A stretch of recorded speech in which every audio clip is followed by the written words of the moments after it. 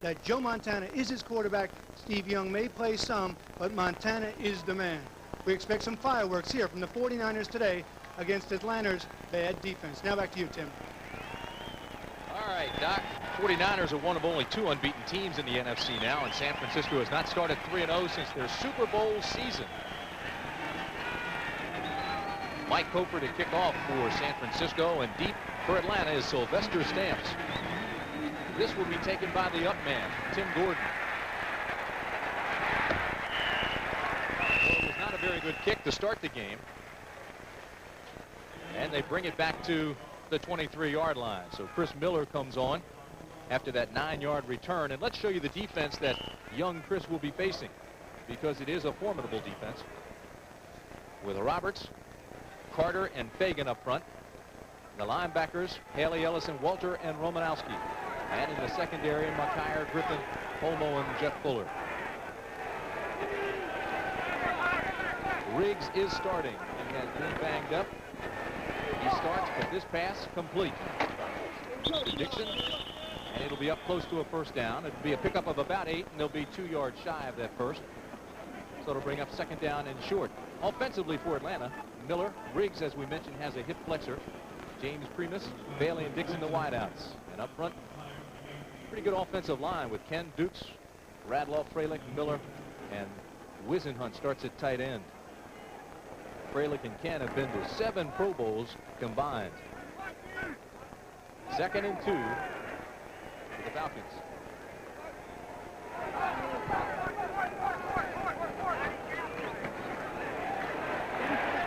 Give inside to Primus. And not much going. Romanowski, the young rookie out of Boston College, 3rd-round draft pick, makes the tackle.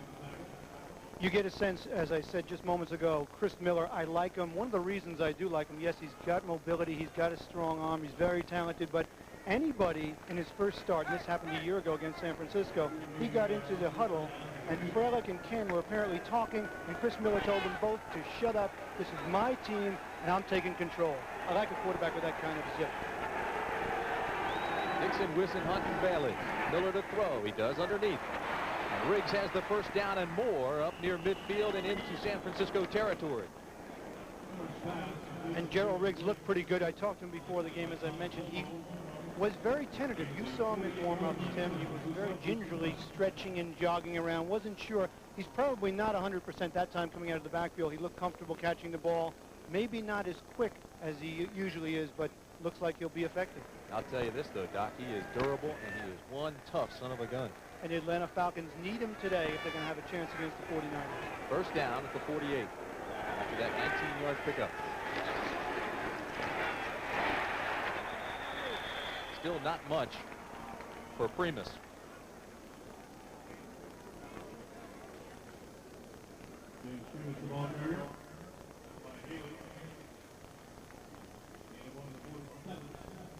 We want to welcome those of you who have been watching the Minnesota-Chicago game. What a surprise that is. Not that Minnesota won, but the fashion in which they did it. Here, we're just underway. Atlanta, San Francisco. First possession for the Falcons. And Atlanta's moving the ball quite nicely. Second down and 8 at the 46. This is young Chris Miller. Dangerous pass incomplete. One-on-one coverage on that side, Doc. Dangerous pass, though, to throw at that distance. Dangerous pass. Very few quarterbacks will attempt that kind of pass. Chris Miller, very talented, as I mentioned, has a touch on the ball, doesn't have the strongest arm. People have mentioned him in the same breath with Elway, except not that big, strong arm to be able to throw the deep 20, 25-yard out as he tried to do right there. Tim Brandt, John Dockery at Candlestick Park. Dixon, Bailey, Matthews. 3 wideouts now. 4 wideouts for Atlanta.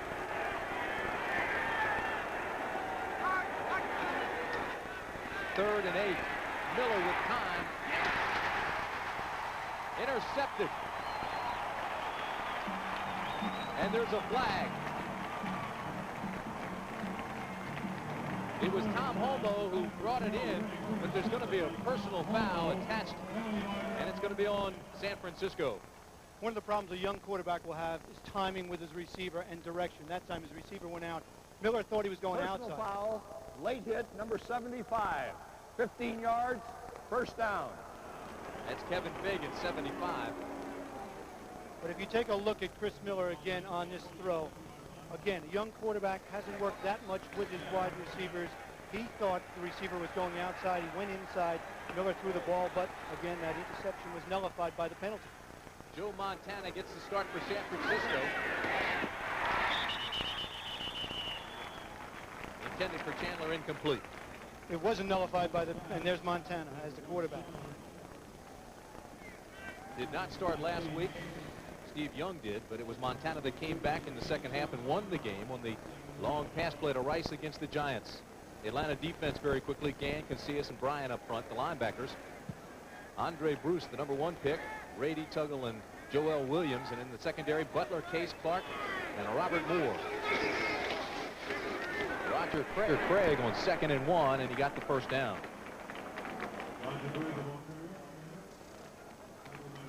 Offensively, for the 49ers, I mentioned Montana getting the start. We talked to him yesterday, and we'll talk a little bit more about his mood in the quarterback situation, along with Craig and Rathman. Rice and Chandler, the wideouts. They are not getting the productivity out of their split end they would like. Wallace, Apollo, Cross, Colley, Barton, and Heller at tight end. On first down, Montana to throw with pressure. And there he is. Andre Bruce, the #1 pick that we talked about. John Dockery, he was blasted in the papers this week. People in Atlanta thought he was overrated. We talked to him last night. He's got a tremendous mindset. Anytime you're #1 draft pick in the draft, you're going to have pressure on you, Tim. We want to welcome those of you who have been watching Washington's win over Philadelphia. Big game in the NFC East. Welcome to San Francisco. We're just underway. First quarter, Tim Brandt and John Dockery. 2nd and 20. Montana drops it underneath for Rathman. And he was smelled out nicely by Jesse Tuggle, the linebacker. And Joe Montana, there's been a quarterback controversy out here in San Francisco. Of course, Steve Young started last week against the Giants. Montana came in the second half and won the game. And Bill Walsh made it very, very clear when we asked him, who is your quarterback? He said, Joe Montana's my quarterback. And we followed up by saying, is it for a week, a quarter, a week, a season? He said, he is my quarterback unless something happens. I'd like to get that man #8 in the game if I can, but I won't force it. 3rd and 17. 6 defensive backs for Atlanta. This is Craig, and there is a flag. Craig gets up to the 44-yard line before David Crudup takes him down, but there is a penalty, as we mentioned. Referee today is Fred Silva. And it is against the 49ers. Thus far in the season, it has been Atlanta making mistakes. Offense, number 44, holding. Decline, 4th down. And that's Tom Rathman.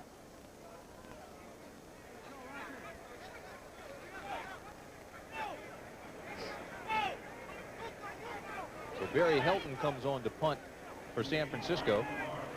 He's got a 39-yard average, and it's Lou Barnes, who just came into camp with Atlanta, standing on the 17. Barnes gets back to the 20, and that'll be it.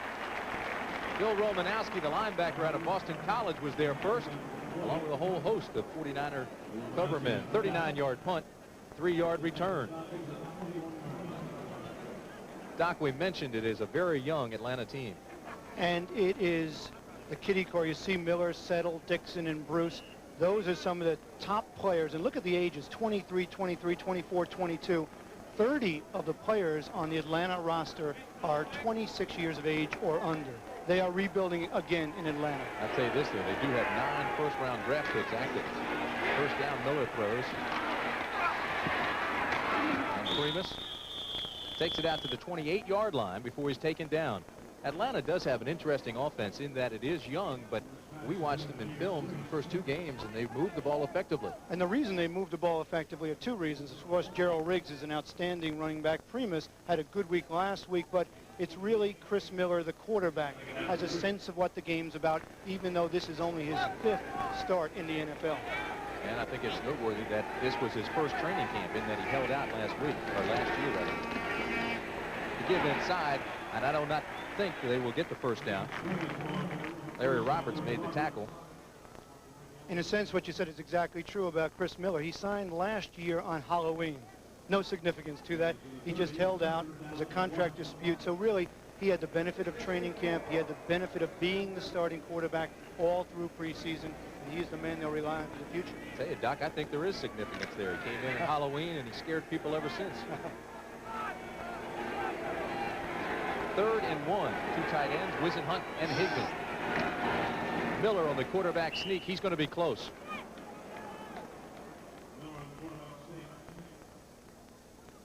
One of the things the Atlanta Falcons would like to do early is get their ground game going, some ball control with a short, high percentage passing game for 2 reasons. A, to keep their defense, which is thin off the field, and B, to keep the ball away from the San Francisco 49ers. Marion Campbell said that's his game plan today. Marion Campbell, 35 seasons in the National Football League as a player and coach. And he's also been to championships. So, just that far.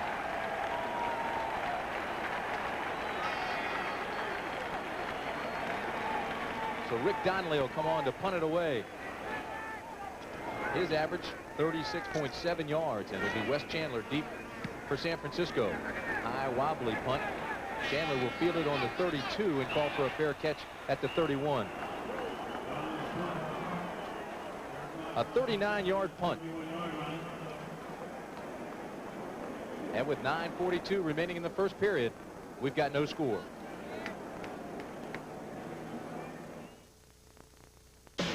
Bring on the city, bring on the night, bring on the highway, clear out of sight. Bring on excitement, yeah, riding Pontiac.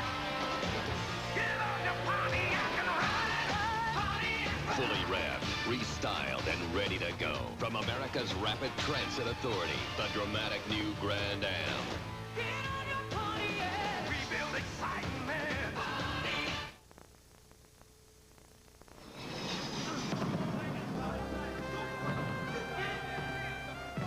This year, 24 men and women are going to Seoul, Korea. Going for the gold.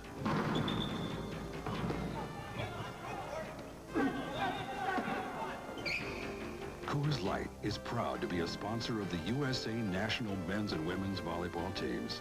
Proud to be sending our best.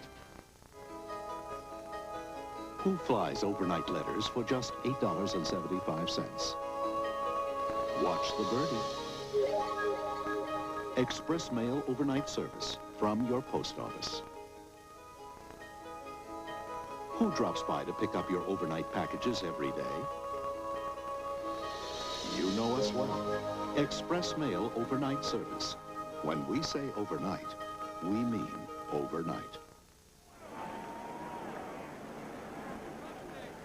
Bill Walsh in his 10th year as head coach of the 49ers, and what a job he has done. You look at those winningest teams of the 80s, San Francisco on top, Washington, Miami, and you get a sense, if you look at all of those, it's organization. It's really management and organization that makes any team successful. And Bill Walsh was interesting yesterday when he talked about the kind of management he likes.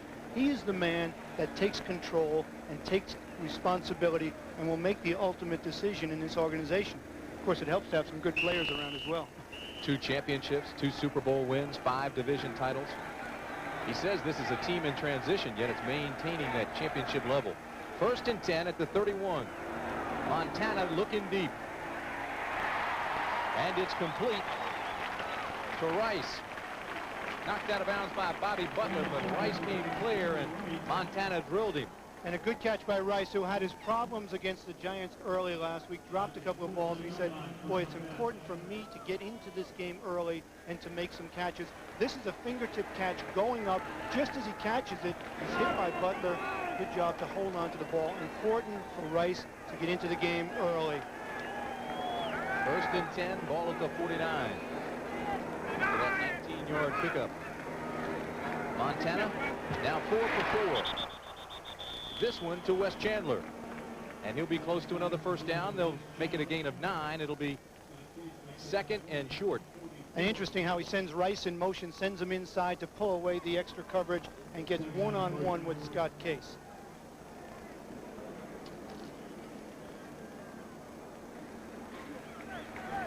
Cincinnati holding on over Pittsburgh.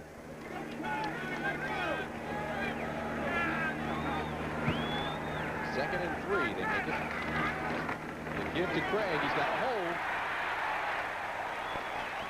To the 36-yard line. First down, San Francisco, before Rick Bryan can bring him down.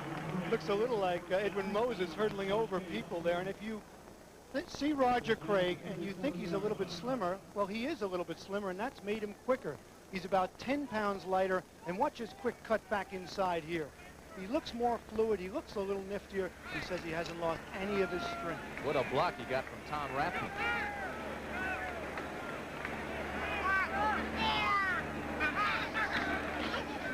First down, back to Craig. Craig to the 25-yard line. John Rady made the tackle along with Scott Case, but San Francisco going to his run and stun attack.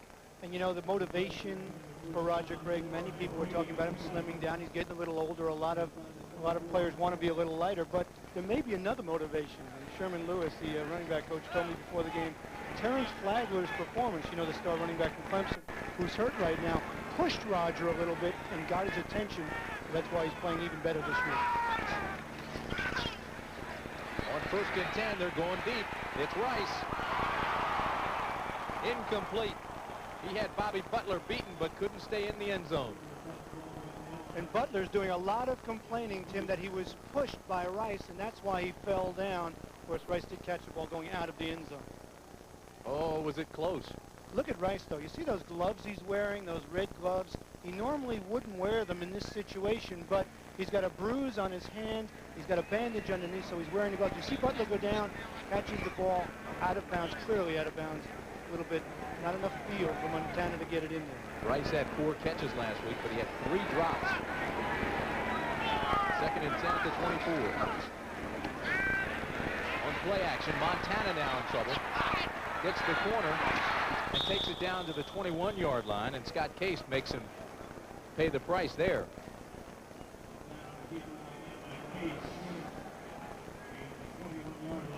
Watch Andre Bruce, the outside linebacker, coming in here. Bruce, see Colley come out to pick him up, does a good job. The reason he's able to do that, Tim, so well is he's got the angle from the inside. That's how they neutralized Lawrence Taylor a few years back. That great angle by the guard pulling out to pick up that blitzing linebacker from the outside. Colley's a 4-year player out of Texas Arlington, 275 pounds. Bruce just a rookie, 245. 6 defensive backs now for Atlanta. 3rd and 7. Incomplete, intended for Craig across the middle.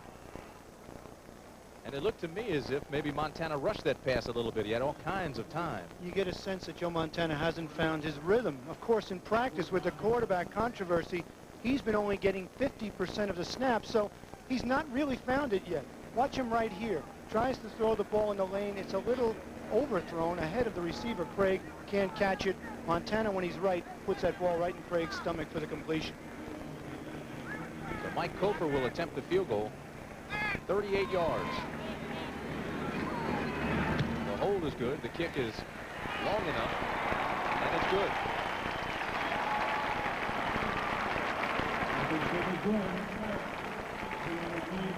So San Francisco is on the board first with 6 minutes and 12 seconds remaining, first period. You hear the thunder, thunder, the call of the road. You feel excitement. Get on your Pontiac and ride. A sports sedan that moves like a ground-level flying machine. Big, fast, and powerful. Pontiac Bonneville. Test one soon. Get on your Pontiac. We build excitement.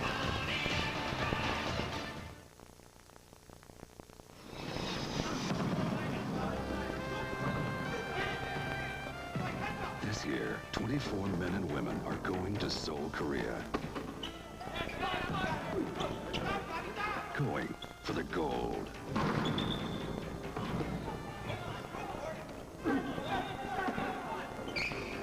Coors Light Proud to be a sponsor of the USA National Men's and Women's Volleyball teams. Proud to be sending our best.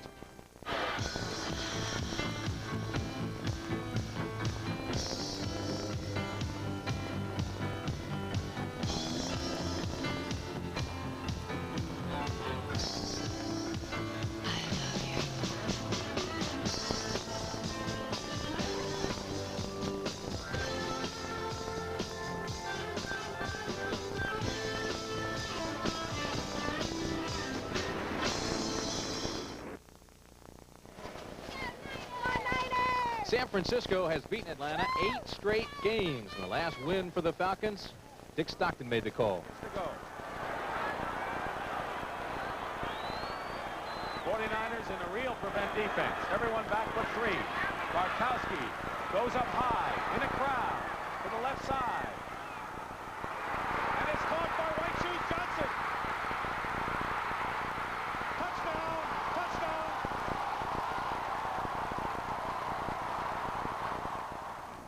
They didn't dominate, but they won it. Coper's kick will be taken at the 10 by James Primus. And he gets back out across the 20 to the 23-yard line. Tim, was that really 1983? There's Roger Craig sitting on the bench. Billy White Shoes Johnson, didn't he sign with Washington now? Played today against Philadelphia. Washington, of course, won that game, what, 17-10? And you know what, Doc? He still looks like he's in his 20s. Big Ben, look at this. The Jets 45-3. My old team, Joe Walton, has them back on track against a tough Houston team. Wow. First down at the 24 for the Falcons. Looking for a hole in the corner. Primus can't find one, and he's taken down rather rudely. Picks up a couple. Kevin Fagan made the tackle. Kevin Fagan's interesting, Doc. He's gone from a project player to a legitimate big-time performer. Of course, he's out of Miami in his second year. He's had a lot of injuries. People thought that Danny Stubbs, the #2 pick this year out of Miami, might be an impact player. He hasn't proven to be that yet, but instead, Kevin Fagan has been the man, number 75. It'll be 2nd and 7 from the 27. Stover, Carter, Fagan, and Roberts. Down linemen now for the 49ers. They go to their nickel package.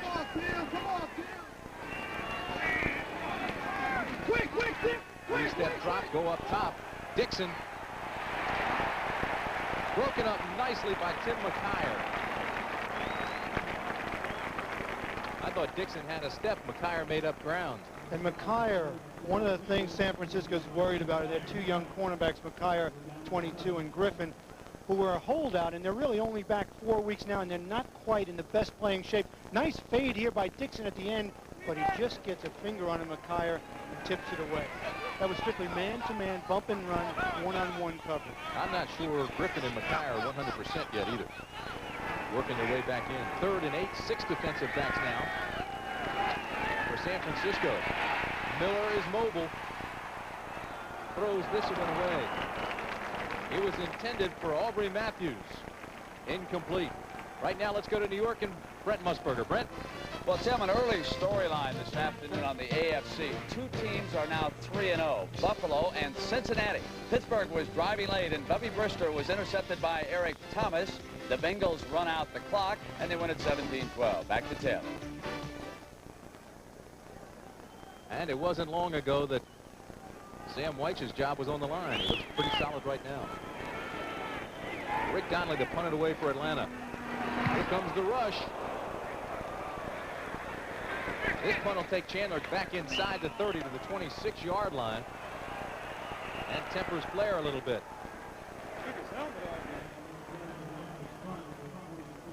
46-yard punt.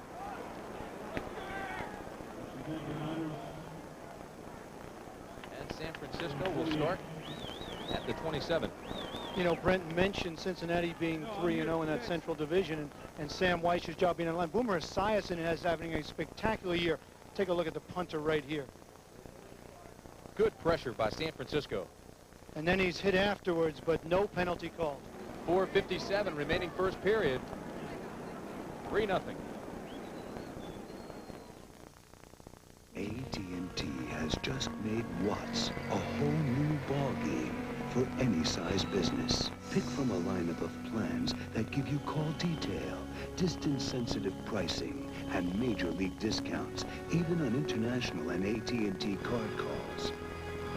If you thought AT&T Watts had just one pitch, now it's a whole new ballgame.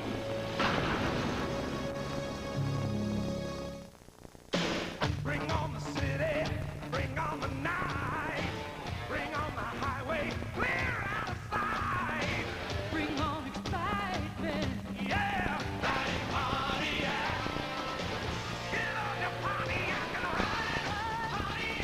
Fully revved, restyled, and ready to go. From America's Rapid Transit Authority, the dramatic new Grand Am. Get on your Pontiac, we build excitement.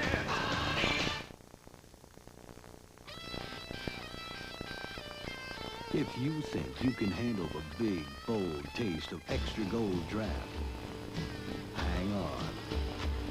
This is the full tilt draft real beer drinkers have been thirsty for. And it looks like they aren't gonna let go. Grab hold of an extra gold. It's the biggest taste that's happened to beer since they put it in cans.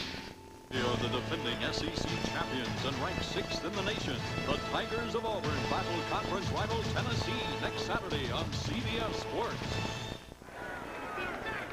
First and 10 at the 28 for San Francisco. Roger Craig left side, looks for a block, can't find it, loses his helmet. And he gets back to the line of scrimmage. Rick Bryan got there first, and he was joined by Jesse Tuggle.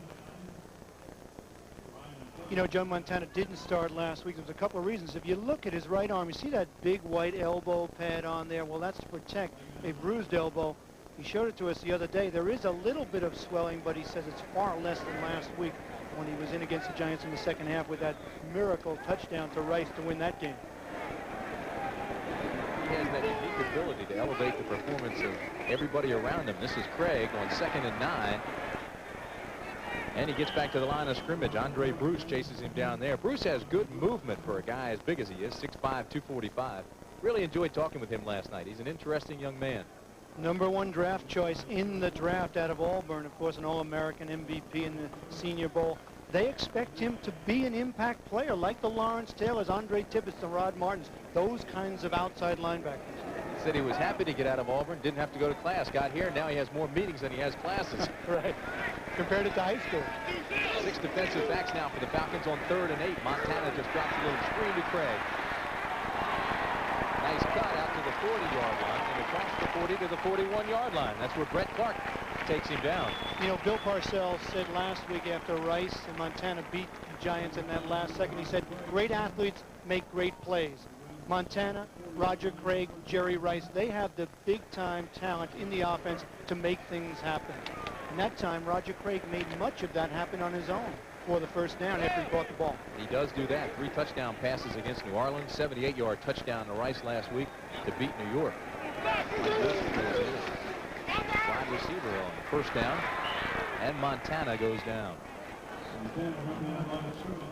Tony Casillas, 280-pounder out of Oklahoma. One of the best nose tackles in the game, going against Randy Cross. Of course, Cross has moved in from guard. Watch Casillas here. Uses his hands on a stunt, comes around the outside, and gets in on Montana to make the tackle. That wasn't much technique as much as it was strength and speed. It really was, but he kept the center away from him with his arms and then cut around the left side in the stunt. The offensive lineman got caught in the traffic. Casillas came free to make the tackle. It'll be 2nd and 13 from the 37 for Montana and the 49ers. Rice is open to the 26-yard line.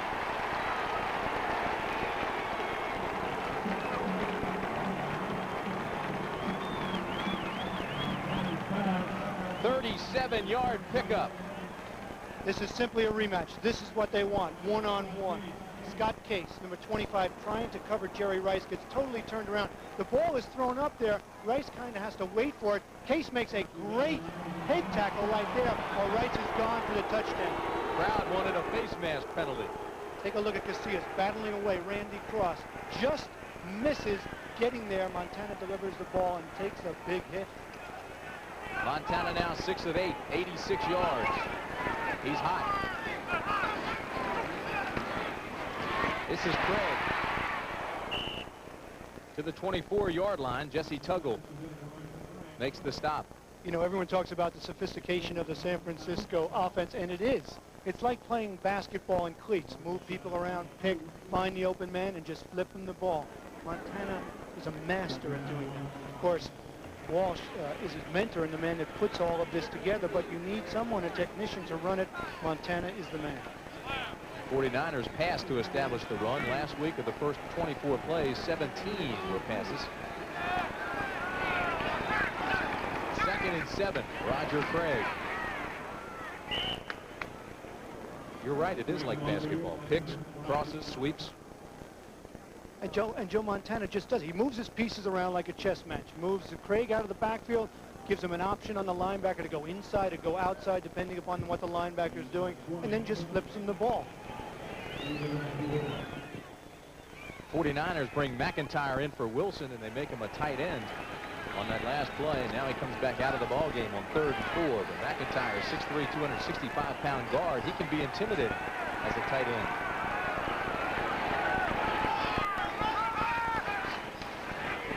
Montana has Craig open to the 10-yard line. Joel Williams makes the tackle. Well, if they're looking for a 60-40 pass-run ratio, right now, Doc, it's 10 passes, 7 runs for the 49ers. Well, they don't bother. I mean, Walsh told me in the first quarter, we'll run early, and often we don't believe in trying to jam the ball down the throat of the opposition when they're jacked up and excited. We'll throw the ball, and they have been. And the first quarter belongs to the San Francisco 49ers. 3-0. We'll be back.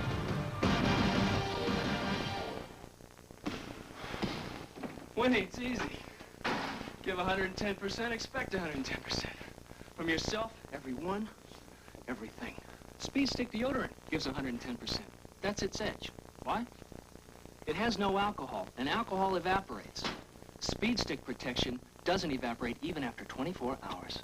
Glides on dry in just a few strokes. That's 110% protection. Speed Stick deodorant, the wide stick. That's your edge. Over 28 million adults get athlete's foot. I'm Jim Bird. I had athlete's foot until I used NP27.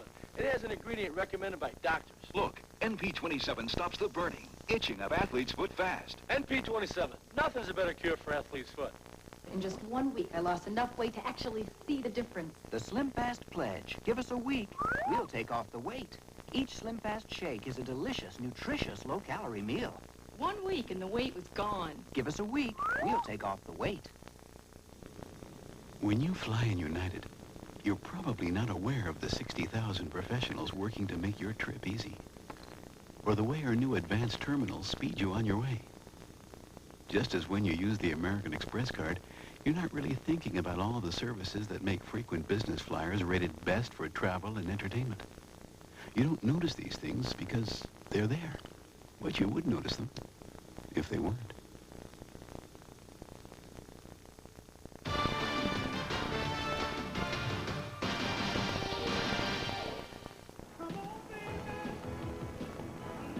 Ciprian and John Dockery at Candlestick Park in the Bay Area of San Francisco. As we start the second quarter, it is 1st and goal for the 49ers.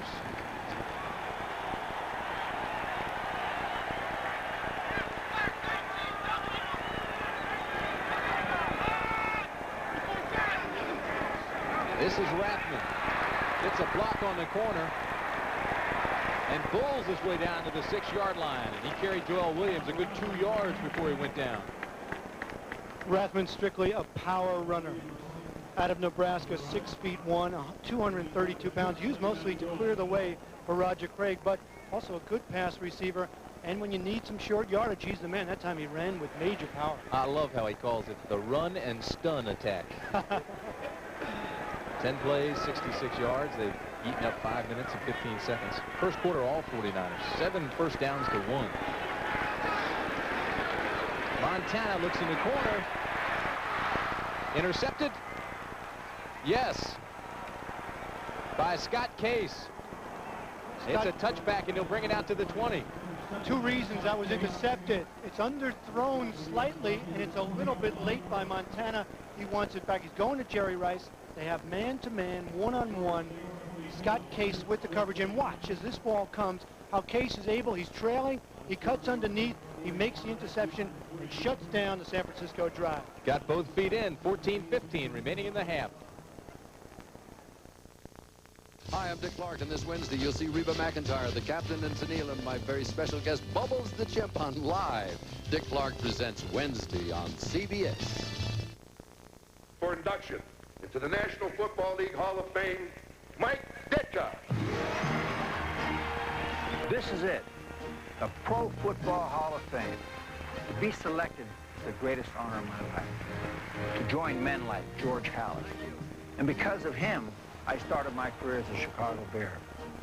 And I'm with the Bears again. And the game I loved as a player is still in my blood as a coach. The will to win, the fire competition. They're all part of the stories that are here for you at the Pro Football Hall of Fame. And when you see Mike Ditka, remember that in life, just as in football, there's a lot more to winning than just wanting to. See, you have to prove yourself every day, to always give your best. You really never lose until you stop trying. They're all here. The records, the films, the stories at the Pro Football Hall of Fame in Canton, Ohio. Don't miss it. This message furnished by the National Football League.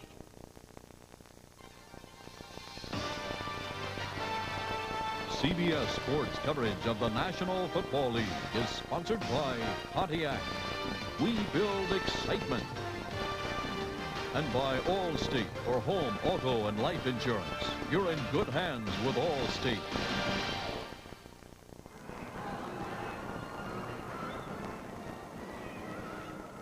$14 minutes, 15 seconds remaining in the half. Tim Brandt, John Dockery with you. San Francisco leads 3-0 and have really dominated thus far, but have only been able to get 3 points out of it. Montana 4 for 4 on that last drive before the interception by Scott Case. Meanwhile, young Chris Miller in his second year at quarterback for Atlanta.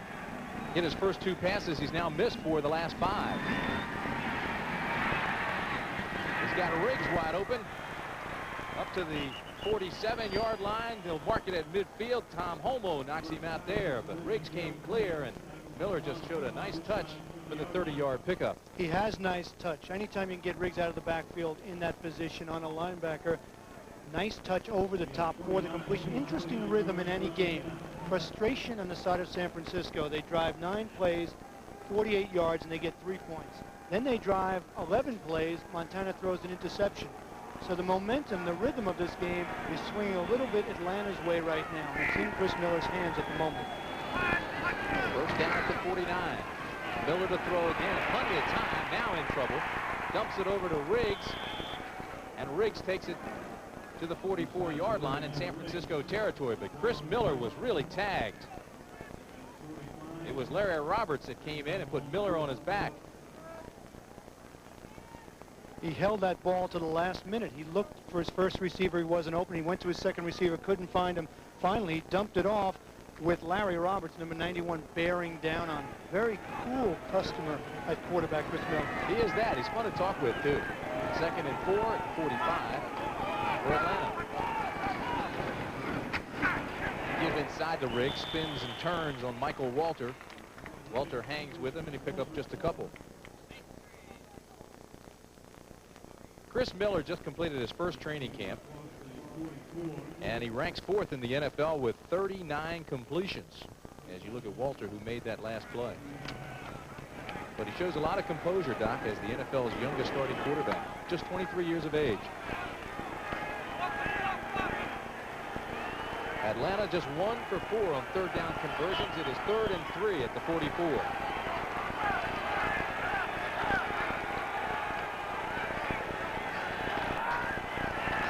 Miller, Wissenhunt, and he has the first down. Ken Wissenhunt, the tight end, had cleared in the flats, and Jeff Fuller just couldn't contain him. That was a give me. Tim Brandt, you could have completed that pass because Jeff Fuller was playing off. Whisenhunt just simply went down and out. Miller saw it beforehand that it was man coverage, and that was a give me. Just throw it out there for the first down. I could have completed that pass if you were the DB. I saw you play, Dockery. I made many a quarterback's career long and productive. You're not going to retire that jersey, I'll tell you.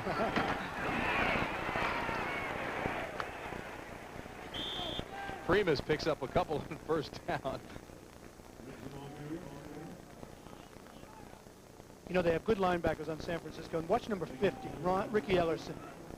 Quick, got good movement. See him fight off this block, strong enough to do it, and then come in and help out with the tackle. It'll be 2nd and 7 at the 36. I want to talk about Ellison, too. I know you liked him. Oh, yeah. He, too, is unique.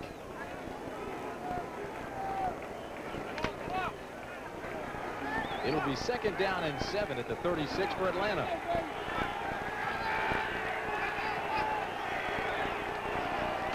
Miller on play action, has pressure backside.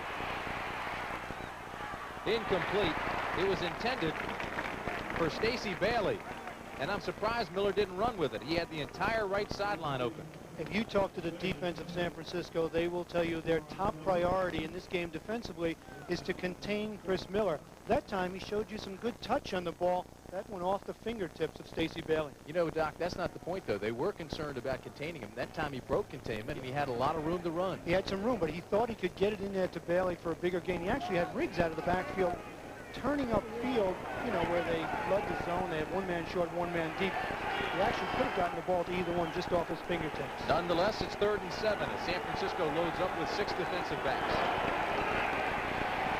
Miller has the completion to Bailey. Bailey down to the 24-yard line, and it'll be another Atlanta first down. Don Griffin.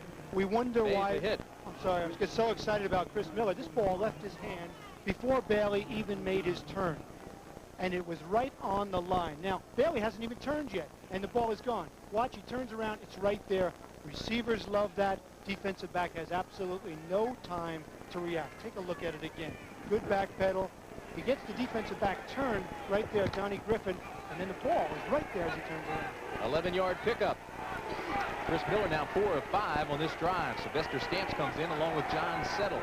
Stamps now hustles up to the top of the screen. This is Settle. He's not going anywhere. Bill Romanowski out of Boston College made the tackle. Good read, strong tackle.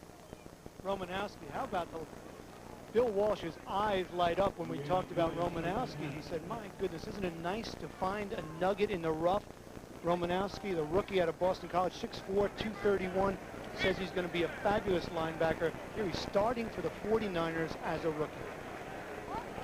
Riggs and Primus come into the ball game as running backs now for Atlanta. Romanowski comes out. Well, that's what we're talking about. They just reload here in San Francisco. He says it's a team in transition, yet they maintain that level. 2nd and 10 for the Falcons. I don't believe it's a team in transition. They just keep winning. They keep the load, as you said. Miller, 3-step drop. Has the completion. There is a flag, and I think there was too much time. The clock shows 0. We'll wait for the call from Fred Silva, the referee. Offense, delay of the game, number 12. The 5 yards was before the snap. Still 2nd down. Chris Miller came up to the line of scrimmage. He didn't like what he saw. He has, even though he's a young quarterback, only in his 2nd year, he has the option to audible at the line and check with me. Marion Campbell has that much confidence in the young quarterback. That time, he took a little too much time, and he got the delay of game. But these are the type of mistakes that have hurt Atlanta thus far in this season. Fumbles, turnovers, too much time, penalties. 2nd and 15 at the 30. The give inside to Riggs, and he's down to the 26-yard line. Interesting call against the nickel, trying to break on a quick trap. Riggs up the middle, hoping to get him into the secondary for a big gainer. Didn't work. 3-0 San Francisco. We've got 9 minutes remaining in the first half. Tim Brandt, John Dockery in the Bay Area. Big fire on the other side of the bay. I think it's a little place called Fairfax, and it has caused Fairfield, it is. Bill Breslin, the resident San Francisco, has clarified that. But nonetheless, It's hazy in here because of the fire. 3rd and 11. Matthews wide open down to the 10-yard line. Danny Stubbs had the pressure on Miller, but again he showed that mobility, bought himself some time and made the completion. The extra dimension at quarterback. Watch Miller. Here comes the rush. Ducks around it. The contain was lost right there. It looked like Stubbs, and then he just flips it to a wide open Matthews. Gets his feet in bounds. Very close on that catch along the line. Ooh. But they give him the catch. First down. You hear the reaction of the crowd here at Candlestick.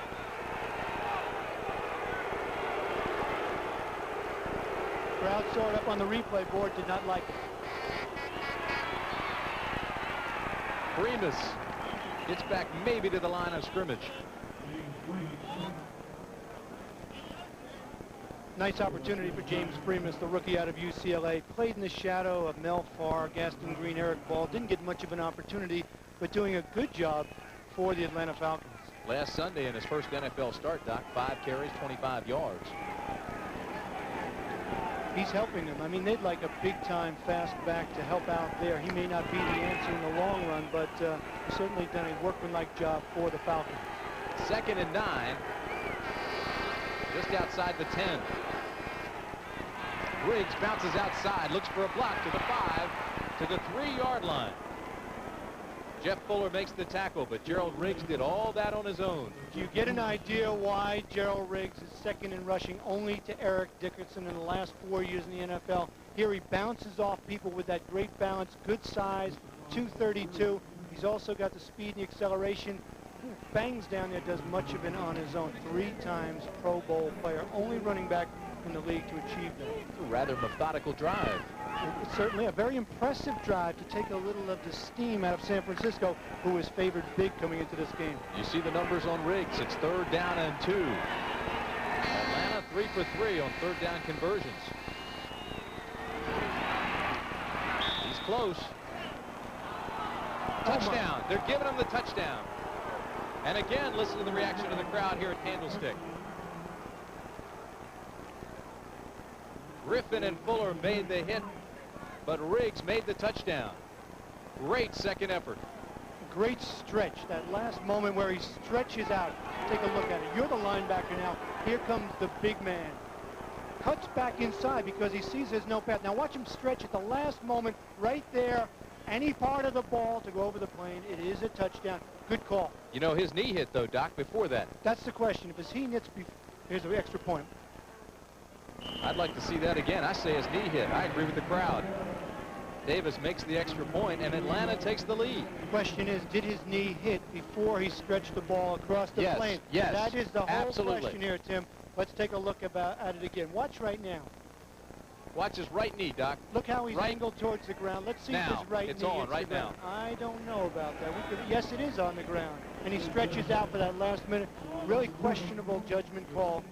They gave Atlanta the touchdown, and they lead 7-3. Leave it to the good hands, people.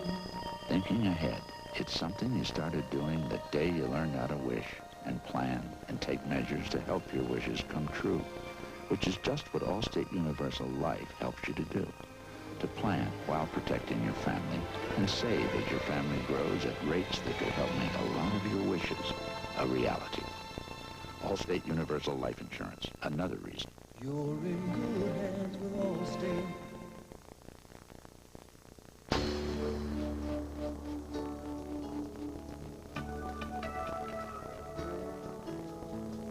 The Clydesdales, the symbol of Budweiser quality, of Beechwood aging, the choicest natural ingredients, and a genuine commitment to freshness and taste. One beer lives up to all this. Budweiser. Okay, so you love your car. Whoa, you're not going inside yet. The tires, the 4 round things underneath. There you go. Now, see that armor all protected? Wipe some of that stuff on the tires and bumpers. Okay, now get in the car and do the dash and the seats. You can do this. This is not rocket science. Now look at your car. Now go in the house and tell them how hard you worked. Go ahead. They don't know about Armor All. They'll buy it. Atlanta has taken the lead here at Candlestick, 7-3. We've got 7 minutes remaining in the first half. Greg Davis to kick off. And he'll be kicking deep to Doug DeBose or Harry Sidney. It'll be DeBose in his own end zone. And he'll take the touchback. They'll bring it out to the 20. Take another look, Doc, at the touchdown for Atlanta. Take a look at the left guard. Number 66, George Yarno, pulls to the left side and makes a great block, taking out 2 players to lead the way for Gerald Riggs. Watch him here. See him? Takes on the defensive end, linebacker also. And Riggs just... There's another point to be made there, and I'll make it after this play on that touchdown. 6 minutes, 54 seconds remain in the half. First down for Montana, play action. Buys some time as the completion to Rathman. Up to the 25, they'll mark it at the 27-yard line. Well, 1 turnover for each team. That's what Marion Campbell wanted to eliminate. And Bill Walsh certainly didn't want any parts of it either. Kofor hit the 30-yard field goal. That was a 48-yard drive. 9 plays, took 3 minutes and 30 seconds. San Francisco had an 11-play drive. Montana threw an interception in the end zone. Scott Case picked that off. And then Atlanta has come back with an 80-yard drive, 12 plays. Miller was 5 for 6 passing on that drive, and Gerald Riggs scored. 2nd and 3 here. Almost intercepted by Andre Bruce. The ball sat on his helmet for a split second. Too bad he didn't have a pair of hands on his helmet. He would have caught that ball. It was intended for Chandler. You know, 1 point on that touchdown again. I think it's important to know Gerald Riggs, if his knee hit the ground and he was impacted and it hit the ground and stretched out, then see it hit him in the back of the helmet right there. He didn't even see it. Had he turned, he might have had a shot at it. Just sat up there. But on that touchdown, 1 last point. If he's impacted and his knee hits the ground before the ball breaks the plane, then it is not a touchdown. But if he's not impacted, he can still wiggle along the ground and go for the score. Craig on the left side dives across the 30, and that should give him the first down. Coming up next Saturday on CBS, college football, Tracy Rocker. And if you haven't seen him play, look out. He is a good one. Auburn ranked 6th by the AP, coached by Pat Dye, beat Kansas yesterday, 56-7. Quarterback Reggie Slack threw for 290 yards and 4 touchdowns, and they'll take on the Volunteers of Tennessee. That's all coming up next week on CBS. Who are you liking that one, John? Oh, I like Auburn, definitely. And obviously, Andre Bruce has an interest in that. First down for the Niners. Andre Bruce, of course, last year, he and Rucker were a destructive force in that defense. Now Rucker has to take on some of the added responsibility for Auburn, but they're looking good. Pat Dye's got them going down there 2-0. Johnny Major's team is struggling a little bit. First down at the 30 for San Francisco.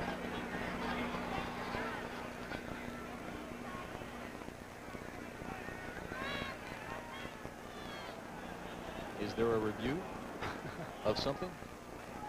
The officials seem to be talking one another, marking the ball. There was some question as to the mark of the ball.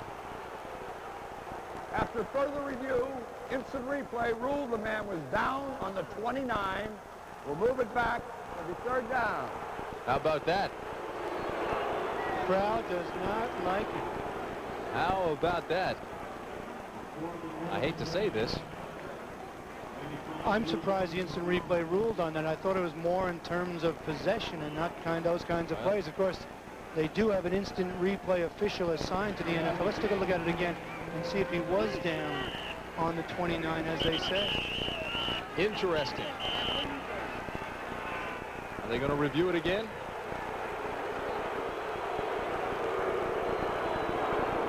Barry Helton is on to punt.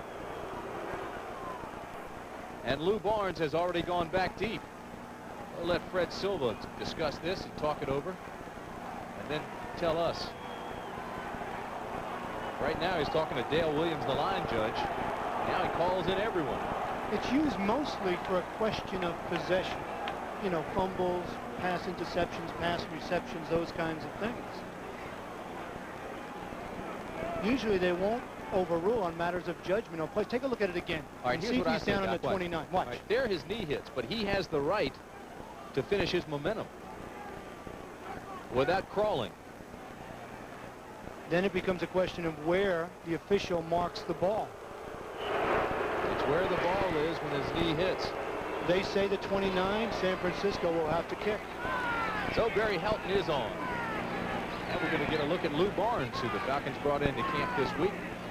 He returned 57 punts for the Bears in 1986.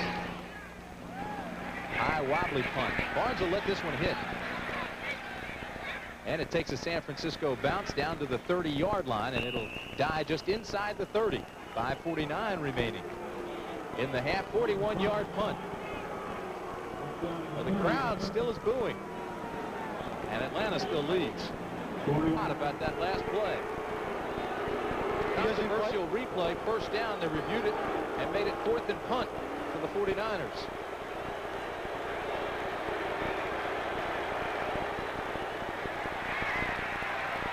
Dixon hits the block to the 47-yard line.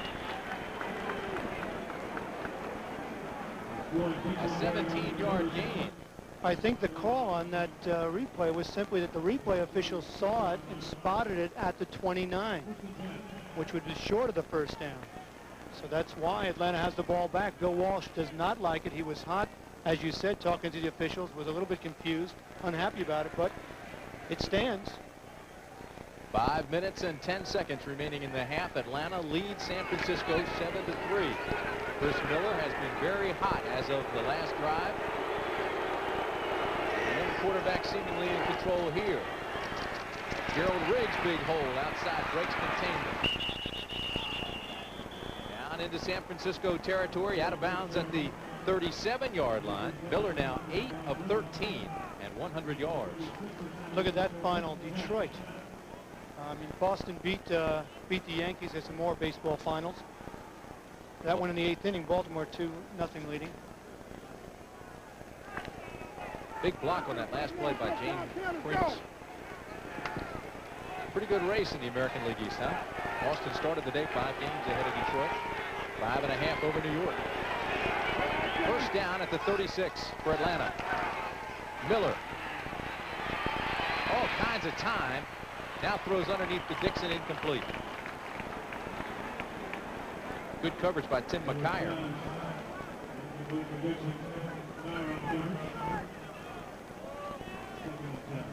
Candlestick Park, San Francisco, in the Bay Area today.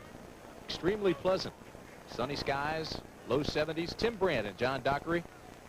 Pretty good football game so far, Doc. Absolutely, and I wasn't exactly believing all of the players and Marion Campbell about Atlanta. I know they're an improved team. Last year they were the worst team in the NFL, a depressed doormat.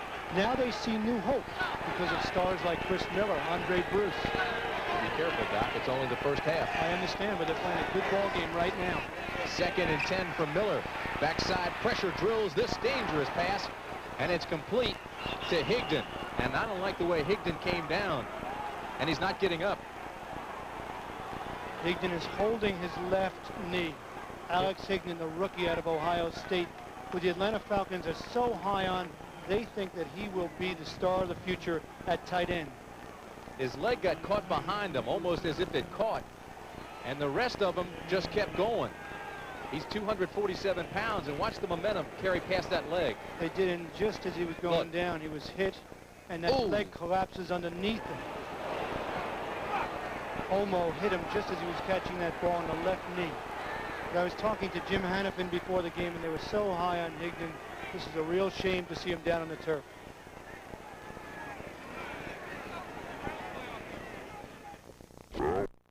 Still down, and just looking at the replay, it's painful. It makes you want to cringe as his leg gets caught under him as he goes down. He's hit by Tom Holmoe afterwards, but you see his left leg collapse right there. Oh my. Ellerson was the other San Francisco 49er player in on it. And here, watch it again. I don't know if I want to watch it again. It is just He goes to stop and plant to get control of his body again, and the leg just collapses underneath him. There's a Russ Francis kind of talent. Jackie Smith, a guy who was big at 6'5", 247, but they could run like a wide receiver, 4-5 speed, great hands, and now he's leaving the field, injured, left knee. 3:45 remaining in the half. 7-3 Atlanta, first down at the 19. Miller drops the ball, gets it back, now throws behind him. This is Wisenhunt. And there is a flag as Wisenhunt takes it down to the 12-yard line. Don Griffin makes the tackle. Chris Miller got a lucky bounce there.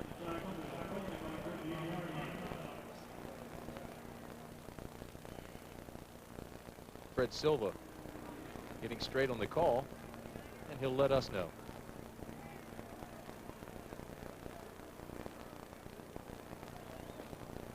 Offensive pass interference. Number 82. 10 yards, still first down. That's Stacy Bailey, number 82. And again, it's the kind of mistake that Marion Campbell says has beaten him the first 2 weeks. And really, they could, each of the Falcons, including Marion Campbell, thinks they could be 2-0. They lost the first week to Detroit. Last week, they were ahead of New Orleans, played them tough all the way through before losing by a little over a touchdown. So they believe they might be 2-0. On the other side of the coin, San Francisco, a couple of last-second wins, and they are 2-0 and 0-2 here. So it's just a matter of 1 or 2 plays in a game that makes a difference. Fagan, Stubbs, Carter, Roberts, and Stover all down linemen now on 1st and 20. This is Primus, big hole inside the 20, cuts back to the 10. Touchdown Atlanta. That'll quiet the crowd. James Primus, 29-yard touchdown run. He got blocks from Miller and Dukes and then made a spectacular cutback for the touchdown. And you be the linebacker in this situation and take a look at this quickness of James Primus as he cuts back. You see the guards pulling, leading the way, Jamie Dukes. But right here, the quick cut, cuts away from 46, Tom Holmoe, and then just turns on the speed and gets to the corner of the end zone before Donnie Griffin finally knocks him out, in for the touchdown. How about this? Frank Davis on for the extra point. And the Falcons lead San Francisco 14-3. There was talk here in San Francisco of the defense having its problems. They are banged up. Ronnie Lott is not here. Neither is Eric Wright. They're both out with injury. But Atlanta today is controlling this game.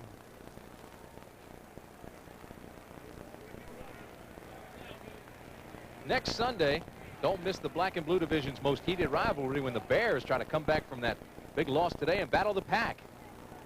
And then the question is, as you look at the rest of the games, Tampa Bay, New Orleans, Atlanta, and Dallas, can the Seahawks ground the aerial attack of Montana and the 49ers, which is struggling right now? Find out in another doubleheader day of NFL action. That's next Sunday here on CBS. San Francisco stunned here. Bill Walsh was trying to protect his team from a letdown, from an upset.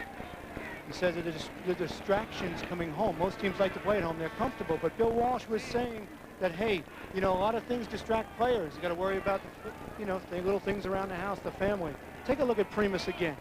Right here's the good cut. Fakes right there, fakes Holmoe out, and then just takes off for the corner of the end zone, gets in for the touchdown. This park is totally silent. Greg Davis to kick off for Atlanta.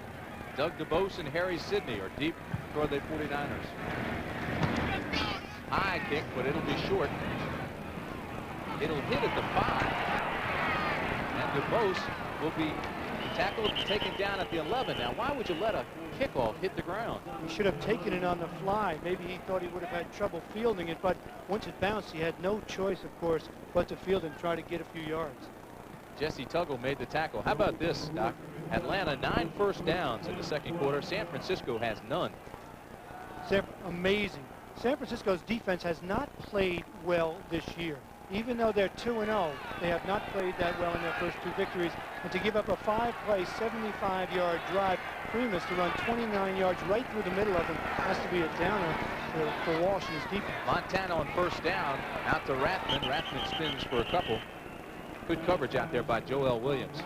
Well, you have to start thinking now what they will do at the half and whether Young will come in to try to generate this Montana or this San Francisco offense.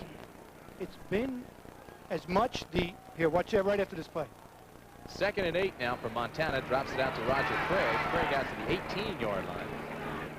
And Montana hasn't been able to get the big play to Jerry Rice or to Roger Craig to break it free, but he's been running the offense reasonably well. One of the problems is that Atlanta's defense has been, and I hate to use the term, bending but not breaking. They're forcing him to go the length of the field to get the scores. Plus, the offense is keeping the ball away from him. Coming up on the 2-minute warning.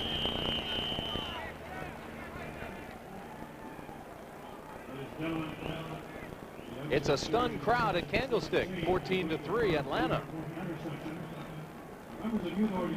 Talking with the Falcons last night, it is an emotional young group. They have a positive attitude. They're having fun playing, and it's showing here this afternoon. They think they're much better than their 0-2 record. See the timeouts remaining, 2 minutes in the first half, and it's 14-3 Falcons. Arian Campbell has the Falcons believing.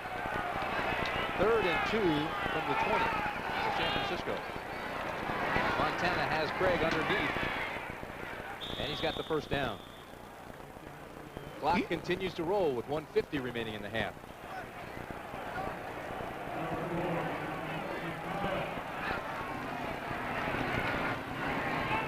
And he throws this one away. Looks for Rathman, but there was good coverage on the corner by Robert Moore. Don't forget, coming up at halftime, we'll take you back to the studios in New York. The NFL Today with Brent Erb and Dick Butkus. They'll have all the scores and highlights for you on a very interesting day in the National Football League. You know, one of the things that took the steam out of the San Francisco 49ers, they drove the length of the field, and then Montana throws an interception in the end zone. They come away with absolutely nothing. And then Atlanta comes back on a long drive and goes ahead 14-3. Montana in trouble, ball's loose, and they say he was down. Rick Ryan recovered it. And they say he was down, so it'll bring up a long loss of 8, and it'll be 3rd down. You know, an interesting dilemma they have is that Andre Bruce is such a great rusher, but he's also very fast and able to cover receivers downfield. I think this is a little bit of a mismatch trying to cover Jerry Rice, but you see the speed and agility on Andre Bruce as he's 30 yards downfield covering Jerry Rice. 3rd and 17 from the 17. Rick Ryan gets credit with that last sack. Play action for Montana and takes it up top. Incomplete, intended for Rice, but David Crudup had good coverage out there on Rice, and San Francisco will have to give the ball up. And actually, Jerry Rice prevents the interception by going up over the top, or else Crudup would have had it. Of course, they're in their prevent defense. Unlike the Giants last week, they're not going to let the deep pass come to Jerry Rice. He prevents the interception, but he almost had a spectacular catch. So Barry Helton on to punt it away for San Francisco, and Lou Barnes will be deep for Atlanta. See his numbers, almost 40 yards on his average. This a tail wagger, takes it out to the 43-yard line. Barnes stutter steps, nice cut inside to the 46-yard line.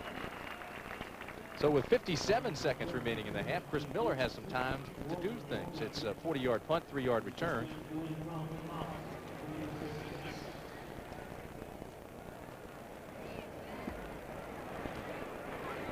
Miller's shown a lot of poise today. A lot of poise. He's had a balanced attack. Riggs has helped him on the ground. He's thrown some short, high-percentage passes. He's just looked like he's comfortable at quarterback. And is only his 5th NFL start as well. Out of Oregon, had a lot of his family come down for this. Needed 28 tickets for this game. Now he's trying to use this clock. He's got backside pressure. Gets this to Riggs. Riggs gets 2 marvelous blocks on the corner and takes it down to the 45-yard line in San Francisco territory. It looks like he's taking a page out of the San Francisco 49er playbook. You wonder why he's throwing this situation when he's ahead 14-3, 50 seconds left, but that's a very high percentage pass. Very little risk, just flips the ball out to Riggs, who takes it upfield and gets close to the first down.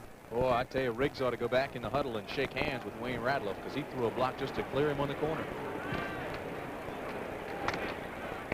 2nd down and 1 with 50 seconds remaining.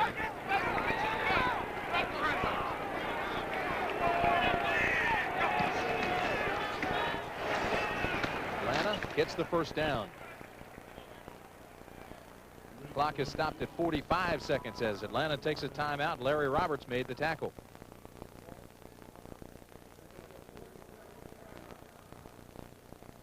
Atlanta looks strong right now. 45 seconds left, moving the ball methodically, and Miller looks strong. There's 45 seconds remain in the half. Miller's the quarterback. 5 defensive backs for San Francisco.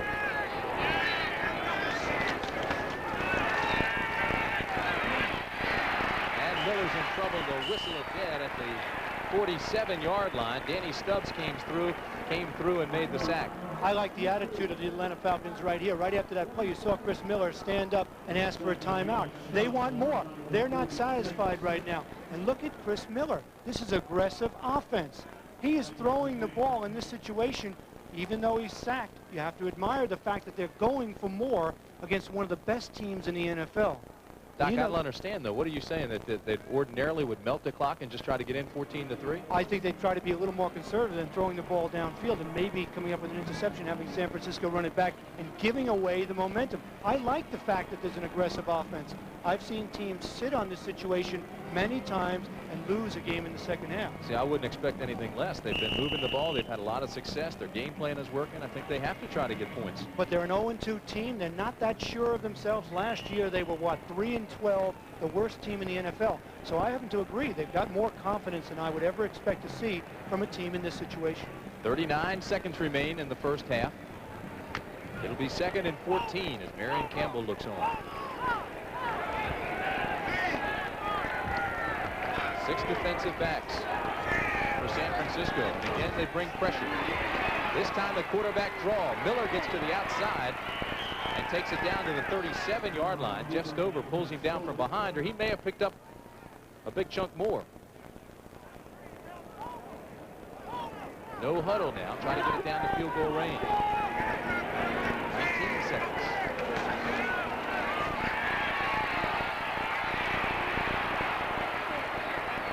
Look at this, wide open. To the 1-yard line, no signal. Stacey Bailey had come clear, and the mobility of Miller once again makes something happen. The mobility of Miller made it happen, you mentioned, but also the inexperience of the defensive backfield for the 49ers without Lott, without Wright. Watch Stacey Bailey on the outside. Watch him adjust his route. Yeah, number 82. He finds an open spot. He goes down. Now at this time, Miller is dropping back. He's being chased out of the pocket. And watch Bailey. The defensive backs make a mistake. They come up when the quarterback is still scrambling around. That allows Bailey to get wide open.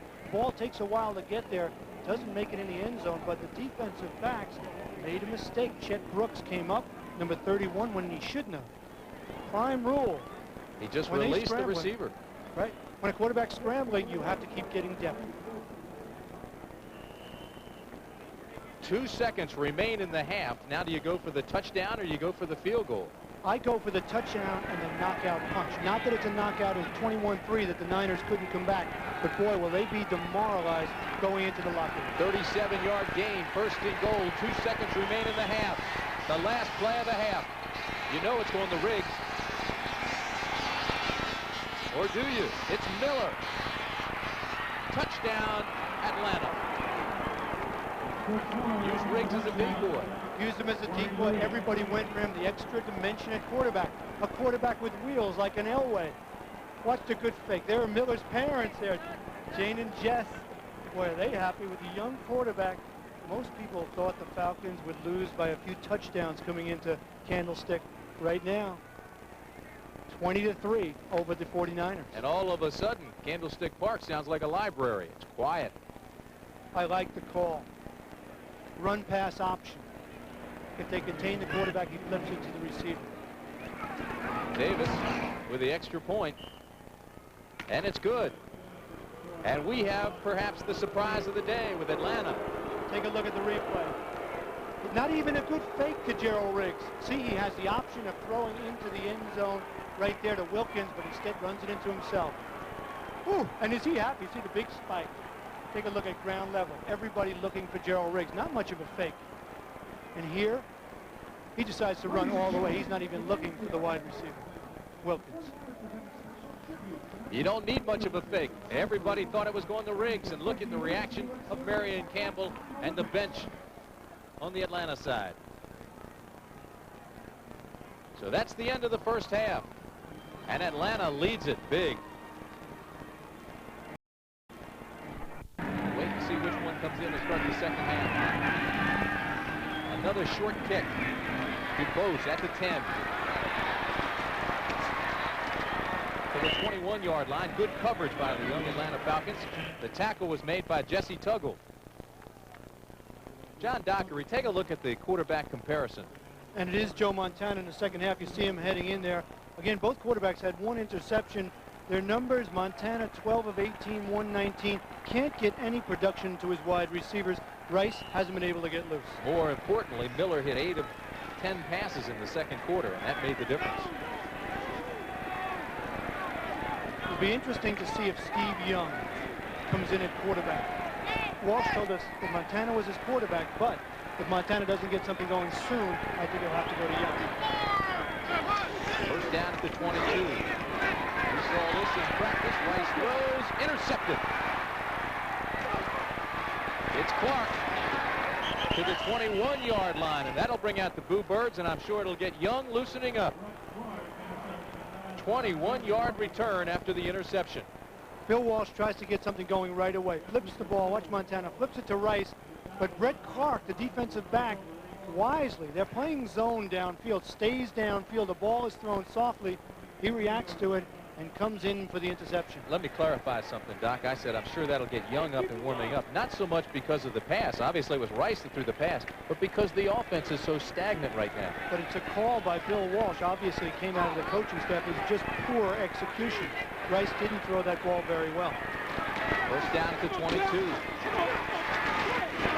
Primus down to the 20, maybe inside the 20. Bill Romanowski makes the tackle there, the rookie out of Boston College.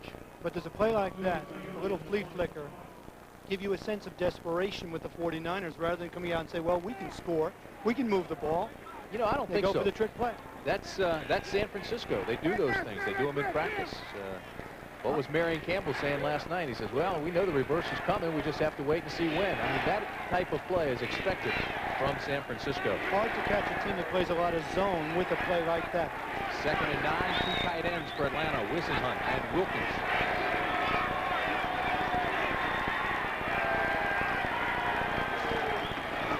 Play action from Miller, and he throws this one away. Well, we mentioned that there is a flag as well, and it could be a late hit by Michael Carter.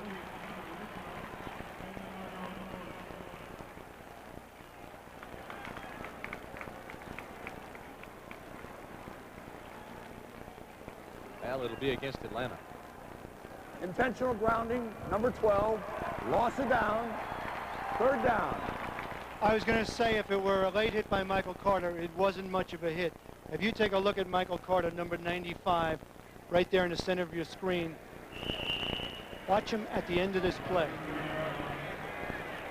He really doesn't do much to the quarterback, and Miller just threw that ball away. I thought it was a pretty good play. The official ruled that there was no one in the area and called intentional grounding. It'll be 3rd and 18 from the 30.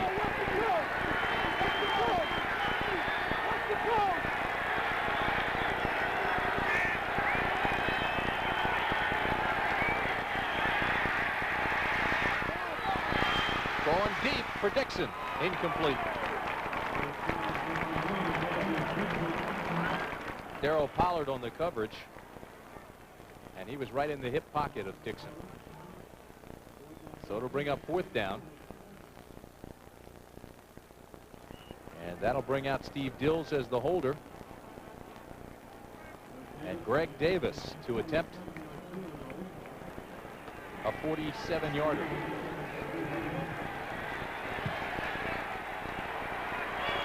He's 1 for 2 in field goals, missed from 41 yards. This one is long enough, and it's good. So the 47-yard field goal by Davis, and the Falcons just add to that lead. 24-17. to 3. Watch Marion. The old Swamp Fox, and we'll be back.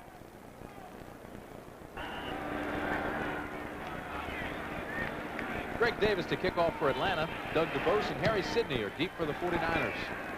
Doug DeBose will take this one right out of the back line in the end zone. Touchback, they'll bring it out to the 20.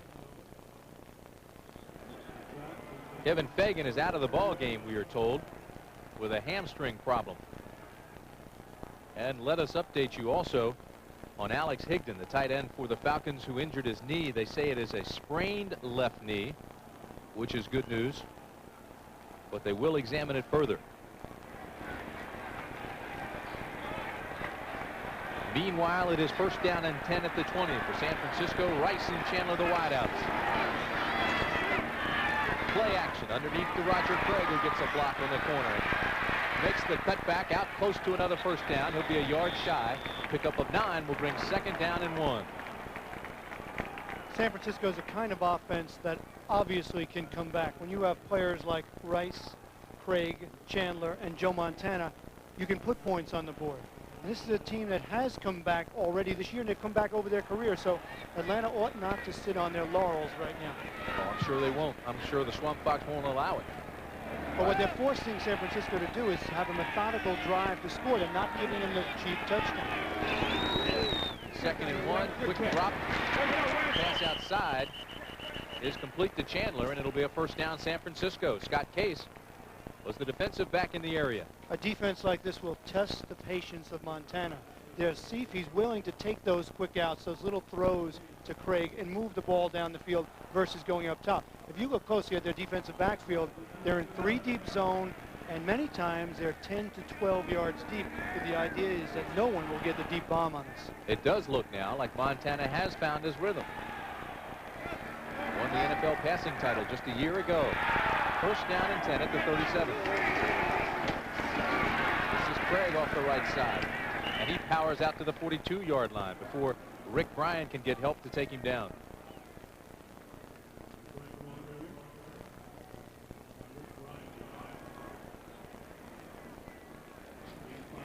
And you might think, you mentioned Montana finding his rhythm. He's had that elbow problem. He says he's fine. There's slight swelling in it. He didn't play the full game last week. There's that whole thing preying on his mind. Am I the quarterback, or is Steve Young the guy that's going to come in if I make a bad few plays? So all those things have helped to take Joe Montana out of his rhythm. Second and 5. Craig close to another first down. I was just handed a memo, and I think it's directed at you, Doc. And what is that? It says on whether the third down and short play in the second quarter was reviewable under NFL instant replay rules. Yes, it is. Progress is reviewable. When his knee went down, the ball was at the 29-yard line, which is the dead ball spot. Then he fell forward at the 30. We had indisputable evidence. Indisputable evidence. Signed? Signed? Pete NFL. Rozelle. No. Third and 1. Reverse. Reverse to Rice. Gets a block and plenty of running room to the 40, to the 35-yard line. Somebody has to step forward and get them back in the game. You heard the crowd come to life. It's been deadly silent out here at Candlestick. And watch Joe Montana. Andre Bruce is number 93. Watch him there on your screen. He's with the contain. Joe Montana comes out and tries to block Andre. Rice cuts it upfield, gets a few extra yards because Montana did at least occupy Andre Bruce. A for effort. 17-yard pickup. Harry Campbell knew the reverse was coming from San Francisco, didn't know when, and couldn't stop it. This is Craig. Jesse Tuggle makes the tackle.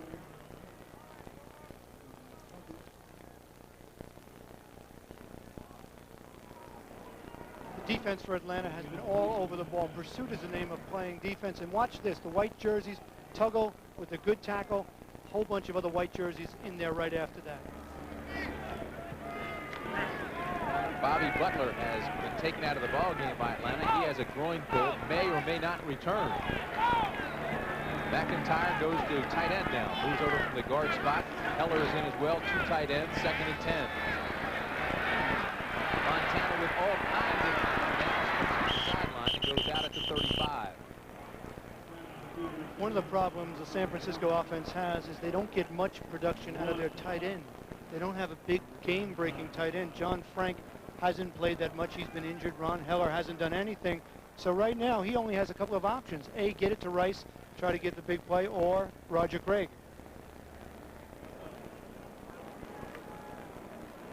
And a good way to slow down Rice is to obviously bump him off his stride. Watch him here. He breaks to the inside. He doesn't see the DB, and he actually runs into him and stumbles. But there was good coverage downfield by him. 3rd and 9 for San Francisco. The 49ers are 4 of 8 third down conversions. Montana underneath the tray. Out to the 29-yard line. They'll mark it just inside the 29. Tim Gordon makes the tackle. He'll be shy of the first down. If you watch this replay, you'll see Roger Craig circling out of the backfield right there on your right-hand side. And now he has an option of going left and right. He comes back inside. Can't get to the first down. And look what they're going to do. They're going for it. It's 4th and 3 at the 29.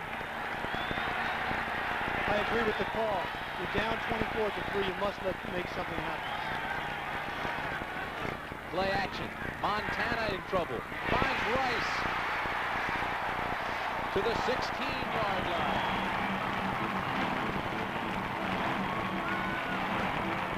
A gain of 13.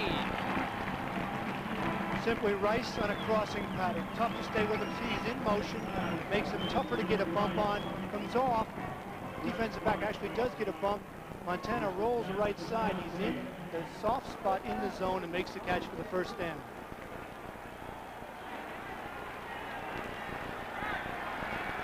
Ball at the 17. 8:24 remaining third period. First down, San Francisco. Nice fake. This is McIntyre to the 1-yard line. Touchdown, San Francisco.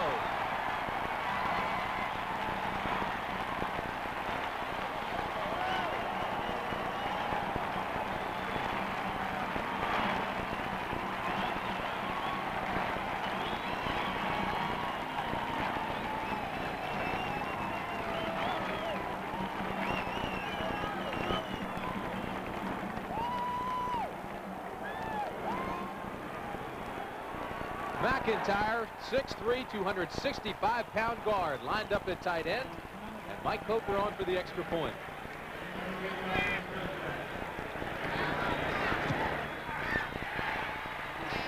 And it's good, but there is a flag. And you know what? It may be on McIntyre.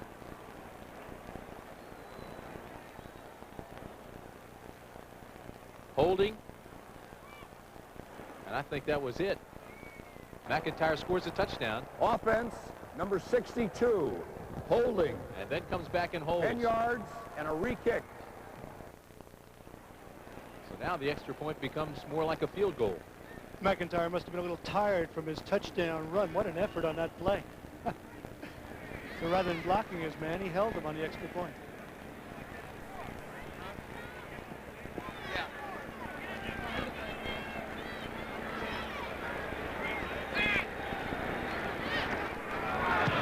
Yards out, and it's good. So it's 24-10. It's a good bootleg, that little bootleg fake. Montana comes out, and no one in the world expects 6'3", 265 offensive lineman to catch a touchdown. McIntyre. The original Fridge out of the backfield years ago, a couple of years ago, Montana just hits him, shows soft hands, catches that ball, and watch him bowl over the Atlanta Falcons to get in for the touchdown there. Guy McIntyre, 24-10. Falcons lead the Niners. 8 minutes, 13 seconds remain third quarter as you look at big guy. He's a load, 5-year pro out of Georgia. A Bulldog. Mike Coker to kick off. And again, it's a short one. This one will be taken at the 20-yard line by Sylvester Stamps. Stamps looks for a block, reverses his field. Back to the 24-yard line. Right now, let's go back to New York and Brent Musburger for this update. Brent? Well, Tim, take a look at this. It is the Raiders striking back. Berline sending Marcus Allen deep, and he hits his running back. It's 10-10 in the Battle of Los Angeles. And, Tim, you mentioned the Fridge. He suffered a broken forearm on the last play of that game in Soldier Field. Back to you. Wow. Many people thought we'd see Schrader in that game, but obviously Berline is doing a job for the Raiders. So the Fridge has a broken forearm, huh? First down at the 25.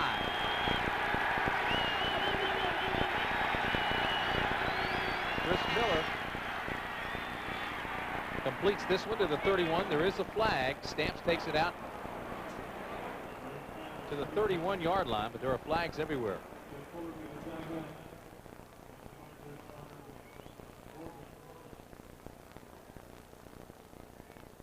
Jeff Fuller made the tackle. Talking to Fuller yesterday, says he's an avid bowler. And a pretty good basketball player. What can he do? Dunk the basketball 2 hands backwards. Easily. He's got a vertical leap of 40 inches, and he's 6'2". Sounds like a pretty good athlete. Offense, number 42, holding. Defense, 49, face mask, replay. First down. So Gerald Riggs was holding, and Jeff Fuller was called on a face mask penalty. So they'll do it again. We're going to find out, excuse me, Tim, we're going to find out something about the character of the Atlanta Falcons in this 3rd and 4th quarter, because they've been in this position before this year. They were ahead of New Orleans. This is another good team, the 49ers. They're ahead right now by 14 points. Can they keep their poise? Can they continue to control this game against a hostile crowd here in San Francisco? Regardless of the outcome, you've got the feeling that the Falcons are just that close to being an outstanding football team. But the question is, do they know how to win yet? 7 minutes, 30 seconds left. 3rd period. This is Riggs to the 34-yard line. Larry Roberts made the tackle. Don't forget, coming up next Saturday, college football on CBS. Johnny Majors takes the Tennessee Volunteers against Auburn. And you will see Tracy Rocker and Reggie Cobb, 2 of the guys you'll see, along with Reggie Slack, the quarterback at Auburn, threw for 290 yards and 4 touchdowns yesterday. That's a pretty good replacement for Jeff Berger, huh? Certainly is, and Reggie Rocker is a force at defensive end. What a player he is. 2nd and 1.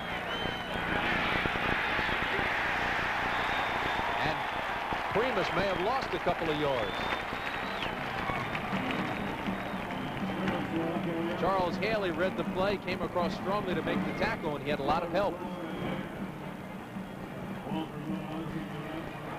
It'll bring up 3rd and at least 4.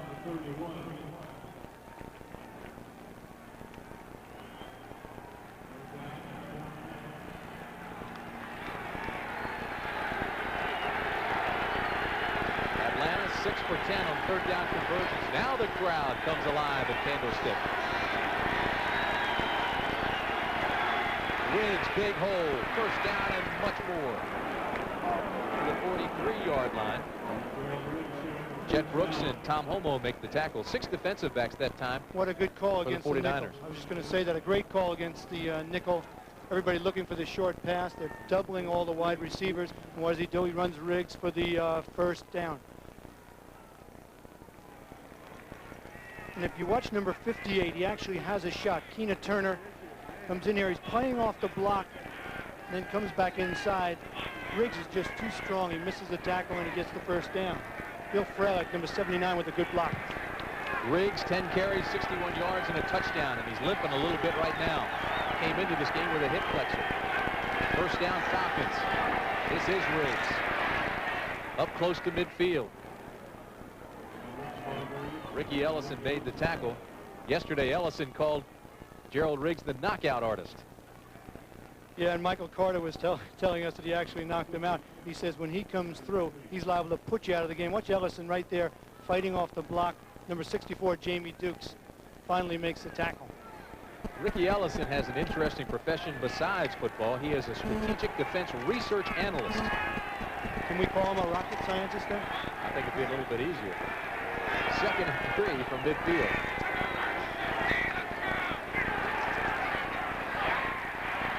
Incomplete, intended for Settle. Got a little bit of pressure that time, but what's interesting watching Miller, he's been able to come up with a balanced attack.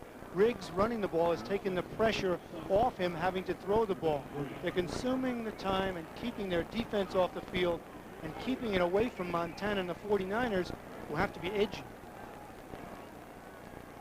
I'd say they'd be edgy. 4:37 remaining third period, and they trail 24-10. I wouldn't count them out. Oh, absolutely not. Absolutely not. Miller 0 for 3 in this half. 3rd and 3 for Atlanta.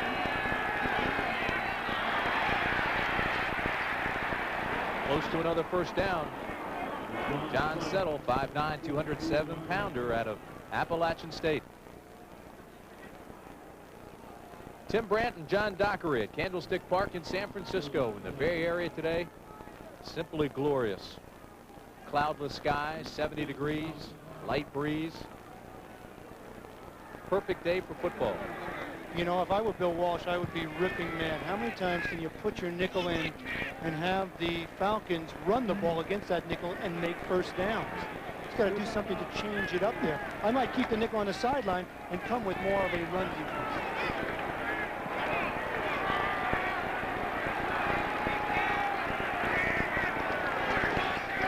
Play action on first down. Miller has plenty of room this side if he can make the corner to the 42-yard line, and that's where Larry Roberts tripped him up. Roberts showed good speed for a man 275 pounds to get Miller from behind.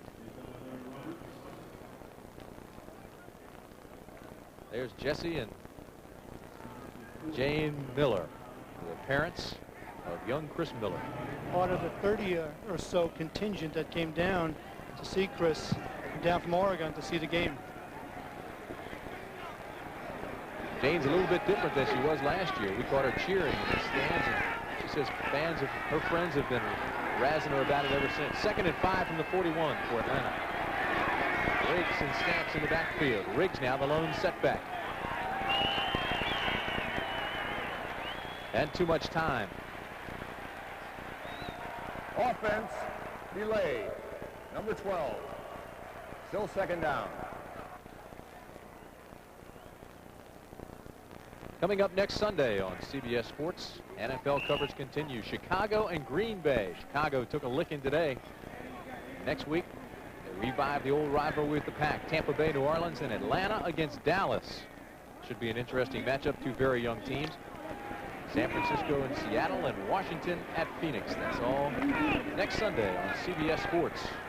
We'll be in Phoenix with the Redskins and the Cardinals. 2nd and 10 at the 46. Give inside. Riggs this time finds no room. San Francisco defense finally got the message. In a passing situation, we're going to run the ball, try to cross you off. Now here comes the substitution again. What San Francisco does in their nickel is what most teams do. 4 defensive linemen, 1 linebacker, and 6 defensive backs. Usually they'll have Brooks, number 31, and number 26, Darryl Pollard, and is the extra defensive backs. Atlanta counters that with Haynes, Matthews, Bailey, and Dixon as wide receivers as they come into the ball game on this 3rd and 9.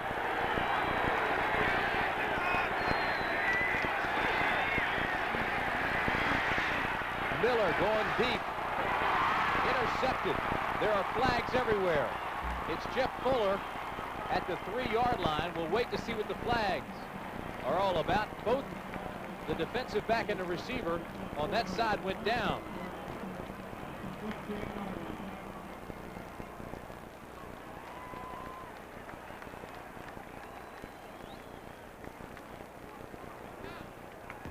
Here's the call. Offensive pass interference on 82. Decline. First down. It was Stacy Bailey and Don Griffin. Both of them went down. If you watch number 82, Stacy Bailey, top of your screen, is being covered by Don Griffin. Griffin has pretty good position right there. And watch him push off with his left hand as he's falling. And that was the call. He really pushes him right there. Of course, Fuller came up with the interception. So San Francisco will have the ball back. 2:59 remaining. 4 interceptions on the year, and Atlanta -3 in the giveaway takeaway ratio. This is Montana deep in his own territory, in trouble. Better get out of the end zone. Incomplete. It was almost intercepted. But Robert Moore couldn't keep inbounds. And it's a good thing. Montana first was almost sacked for the safety. Secondly, almost threw the interception. Mike Gann got pressure, and it is almost before this. And watch, this is a poor decision on Montana's part, as Moore looks like he's juggling the ball as he's going out of bounds. The official is right on the spot and says he did not make the catch inbound, so it's not an interception. Well, I don't know about that one either. Let's take a look at it again. First of all, watch his knee, and then look at the catch. He's got the ball. My question is he juggling the ball as he goes out of bounds? The official is right there. He was in great position. Well, they're going to review it, but the call was that he was out of bounds. That's what the initial signal was for the official. I think the thing they'll be reviewing is whether he had possession inbounds or whether he was juggling. There are the replay officials up in the booth.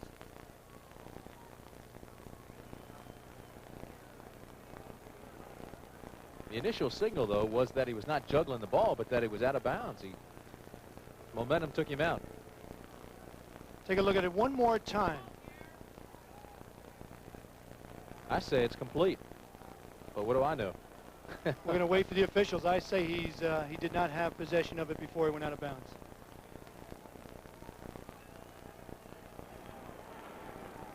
Well, it would be devastating for the 49ers if this is an interception. Get the ball around the 10-yard line. Remember now, the visual evidence has to be conclusive. Indisputable visual evidence. See, only you guys from Harvard come up with those big words.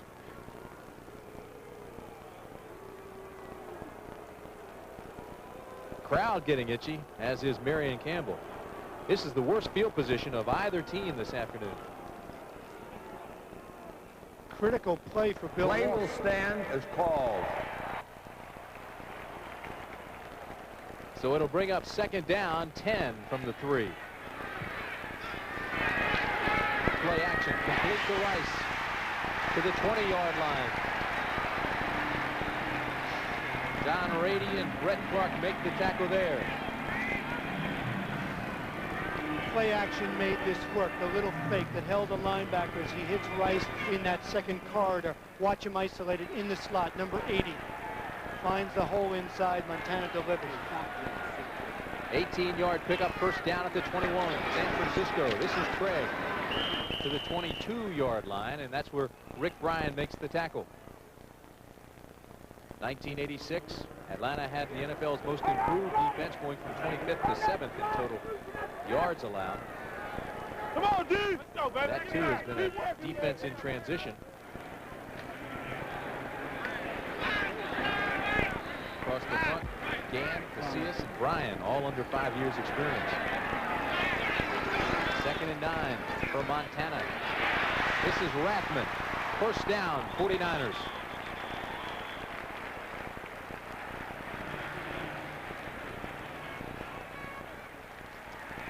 That's the time remaining in the third quarter.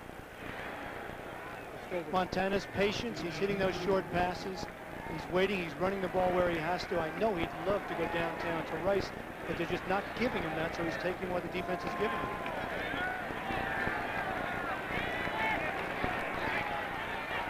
Big win for the Redskins today. First down at the 38, San Francisco.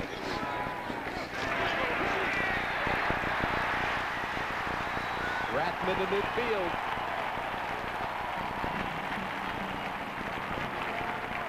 Excellent block by number 81, Wes Chandler, on Scott Case. Allowed Rathman to get the extra yards. Watch at the end of this play, folks. Rathman takes it outside. That's Craig leading. He gets a good block. And then the wide receiver right there, Chandler, got an extra block on Case, and it allowed Rathman to get about 10 extra yards. Rathman is 232 pounds. Clark, who made the tackle, is 190.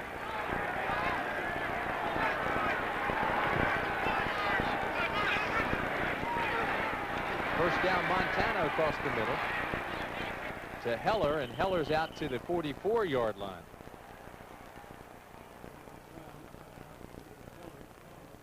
And that should be the last play of this quarter. Or is it? Timeout. Rick Bryan and Steve Wallace are going at it a little bit over there.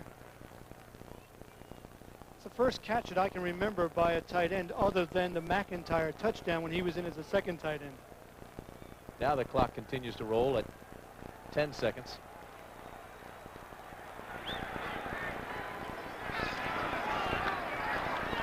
Jump pass underneath to Craig. Craig down to the 44-yard line.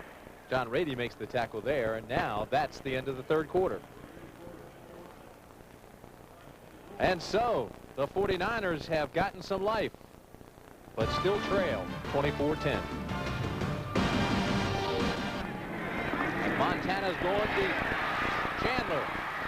This one's intercepted. It's Robert Moore, and it was whistled dead at the 3. So Montana throws his second interception of the afternoon. I was just about to say how sharp Joe Montana had been in the third quarter. He was 8 of 9. That time an ill-advised throw. He throws it up down the middle. There's a free safety just playing center field, and he goes and gets the ball. Chandler couldn't get to it. This is a bad decision by Joe Montana. Just lofts it up. See the defensive back right in the middle of the field? Makes the interception. It's number 34, Robert Moore. Patience. Another big turnover. The 49ers -2 in the giveaway takeaway ratio for the year now. And that is unlike a Bill Walsh coach team. Hey, Mom, Unlike Joe Montana, who throughout his career team has thrown twice as many touchdowns as interceptions. He has one of the best touchdown to interception ratios of any quarterback ever to play the game. So to see him throw this many interceptions today is a surprise. We've got 14 minutes, 51 seconds remaining in the ball game. Atlanta 24, San Francisco 10. And it has been that kind of day around the league as you look at the scores. Look at this one. Jets big over Houston.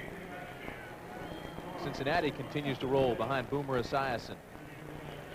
New Orleans had to come from behind to beat Detroit, and Phoenix wins today. Don't forget, next Saturday on CBS Sports, big college football game in the SEC, Tennessee and Auburn. And Doc, you like? I like Auburn. I mean, Pat Dye just seems to grow great defensive players. You look at 5-yard line. Thrust forward, maybe across the 5 to the 6. And if you're a defensive team here, what you do is just take it to them. Come after them, get penetration, make something happen. Make the quarterback beat you. Make him throw the ball out of here. Riggs, 13 carries, 71 yards.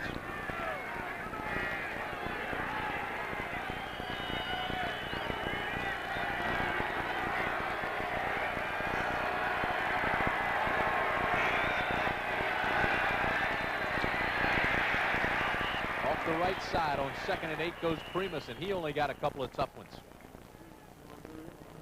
And there is a flag. There also appears to be an Atlanta player down on the field. Can't tell who it is.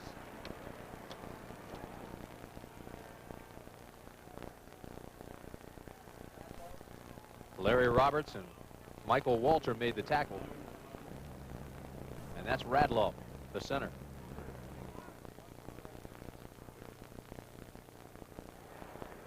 Offense, number 64, holding. Decline, the 3rd down. Time is out, guys.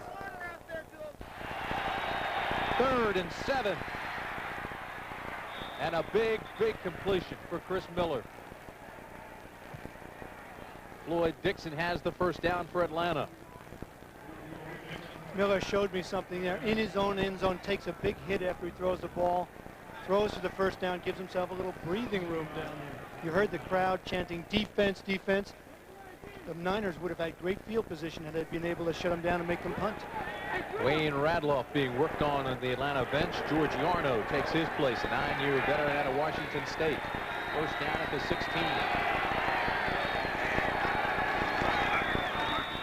Big hole left side. Right now, let's go back to New York for this update. Brent Musburger. Brent? Tim, watch the left defensive end, number 91 of the Los Angeles Rams. Burline's in the end zone. Whoop! Down he goes, and that's a safety. 12-10, Rams lead the Raiders. Let's go back to Tim. Take him down any way you can, Brent. If it works, do it. Here it's 2nd and 3. 12:49 remaining. Now Atlanta trying to melt the clock.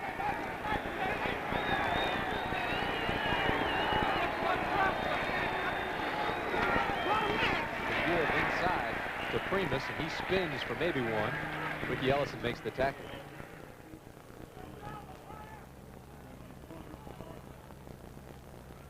Watch Ricky Ellison. Fills the holes. They're expecting the run right now. He's right into the backfield, makes the tackle on Primus. 60,168 fans in attendance at Candlestick Park this afternoon. Not a record, but awfully close. 6 defensive backs for the 49ers. 3rd and 4, Falcons.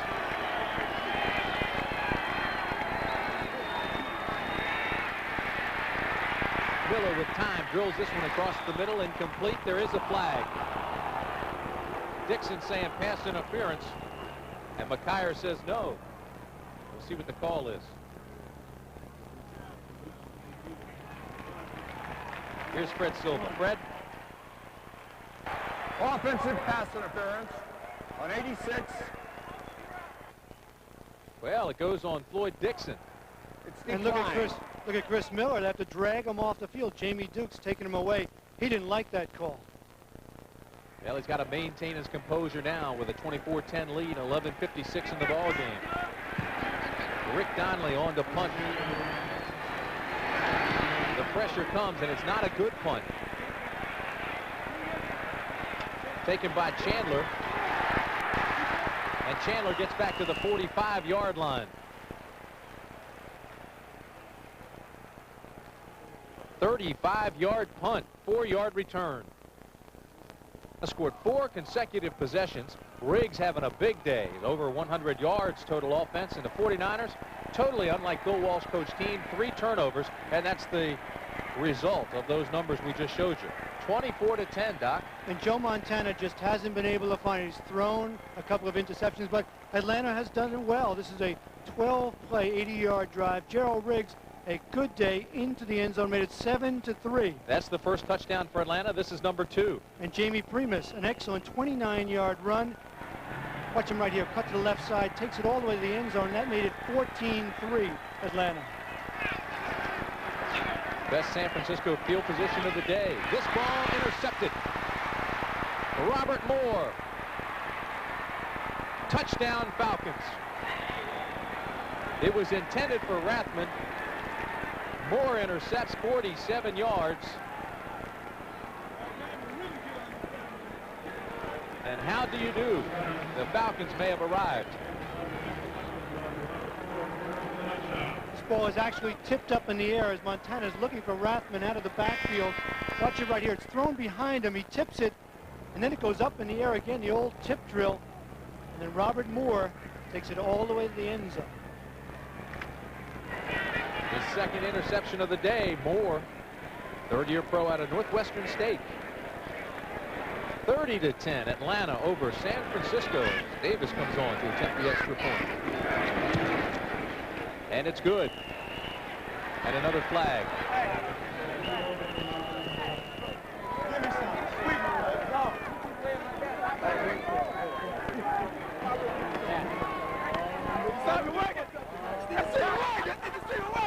I think they're enjoying it. We have a successful try. Defense, 46. Unsportsmanlike conduct, jumping up to block the kick, 15 yards on the kickoff. That's Tommy Holmoe. So with 11 minutes now and 33 seconds remaining in the ball game, it's 31-10. Biggest surprises on this NFL Sunday afternoon. Atlanta Falcons upsetting San Francisco 31-10. It has been a game laden with interceptions, 5 in this game. 2 for Atlanta, 3 for San Francisco. And this will not be returned. So they'll bring it out to the 20, and the 49ers will start there. Joe Montana comes back out on the field. And waiting in the wings, Steve Young. Now, we talked to Bill Walsh yesterday. He gave us the indication that Young would play. He tried to work him into the ball game. Started. Team number 30, offside, decline, first down. Young started last week. He did, and part of the reason he started was the memories that Joe Montana had from Giants Stadium, where the Giants beat him up a couple of years ago. Also, he had that elbow problem. So, I mean, What Bill Walsh said to us was that Montana was his quarterback. He's playing well now. He had a great year last year, and he really was the quarterback. This man is the quarterback of the future, but he'd only find a spot for him if the game warranted. But you could tell that Walsh really likes Young.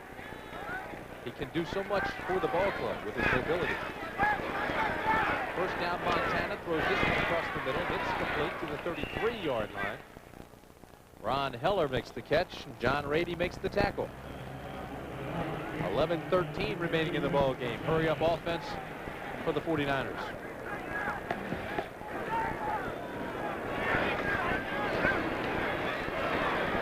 Again on first down. This one across to the 37-yard line.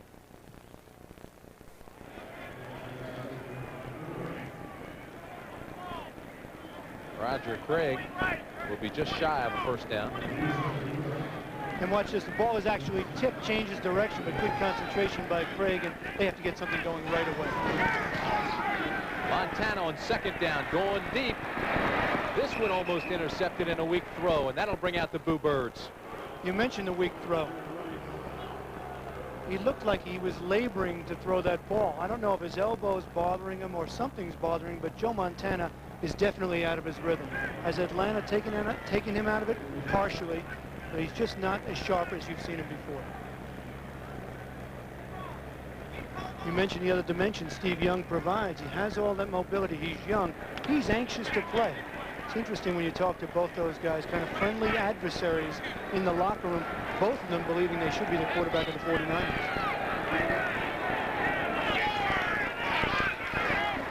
Third down for Montana. He needs 5. This one not even close, but there's a flag.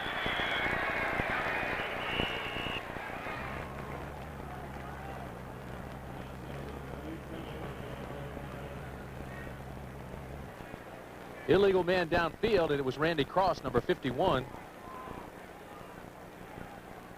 So I'm sure that'll be declined. Number 51, illegally downfield, declined, 4th down. So it'll bring up 4th down, and San Francisco will have to punt it away. Barry Helton comes on. And things are starting to look bleak for the 49ers. There's a good look at Lou Barnes. This is a high spiraling punt. Will take Barnes back to the 14-yard line. He'll fair catch it there. A reminder that next week on CBS, doubleheader day. The Black and Blue division has that old-time rivalry between Chicago and Green Bay. Chicago was beaten up today. Tampa Bay, New Orleans, and Atlanta at Dallas. Atlanta showing signs of really turning the corner. Then in the second game of the doubleheader, San Francisco, Seattle, and Washington at Phoenix. That's all next week on CBS Sports. First down, Atlanta.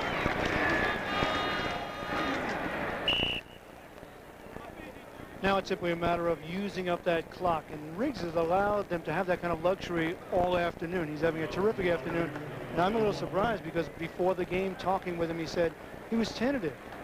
His pulled muscle in his hip was bothering him, but obviously it's loosened up. The adrenaline is moving, and he's had a good afternoon taking the pressure off the young quarterback. Over 100 yards for Riggs, total offense. 2nd and 8 at the 17.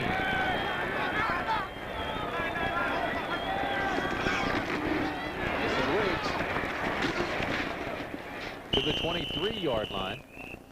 Ricky Ellison makes the tackle.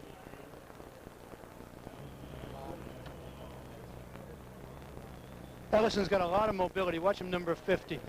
How he slides across. Nobody gets to him. The defensive linemen are keeping the blockers off the linebackers. Comes over and makes the tackle. Good block by Primus on Romanowski. And there's a good look at Ellison. Born in New Zealand. He had 12 tackles in week 1, had another solid week last week, and he's been active today. 3rd down for the Falcons.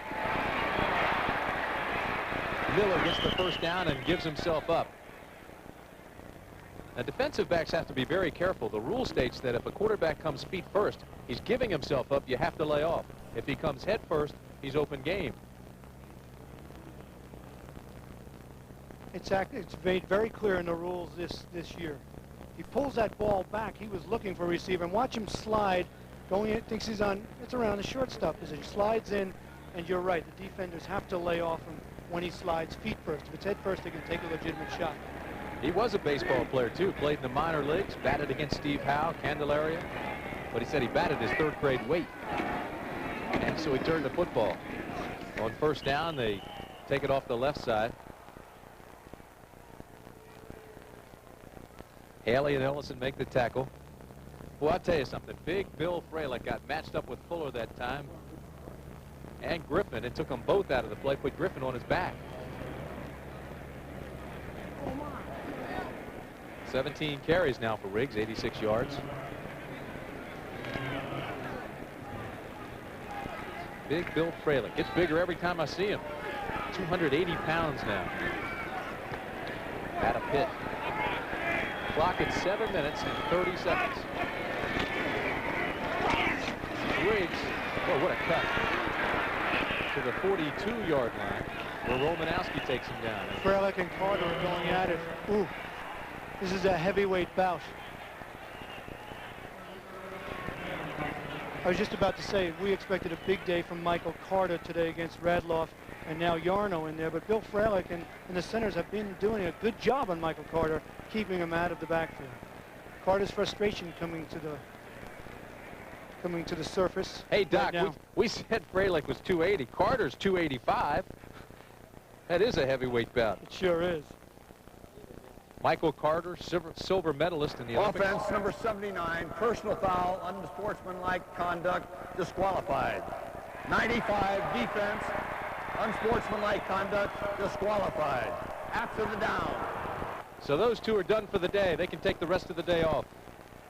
You talked about Michael Carter being the Olympic silver medalist. We asked him where his Olympic medal was. He said, heck, it's in the safety deposit box. I haven't seen it for a year and a half. But he will be watching the Olympics. Shot putter still holds a world record for the high school shot record. But now they'll take the rest of the afternoon off. 7:20 left, and San Francisco indeed frustrated.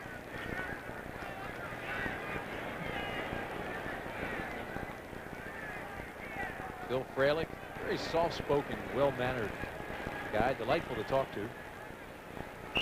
But you get a sense those veterans, guys like Fralick who've been around for 4 years, get a sense of something new starting in Atlanta with the young quarterback, with Andre Bruce. There's a new beginning, and a victory like this over one of the better teams in the NFL can only mean great things for the rest of the season, even though they have a very difficult schedule.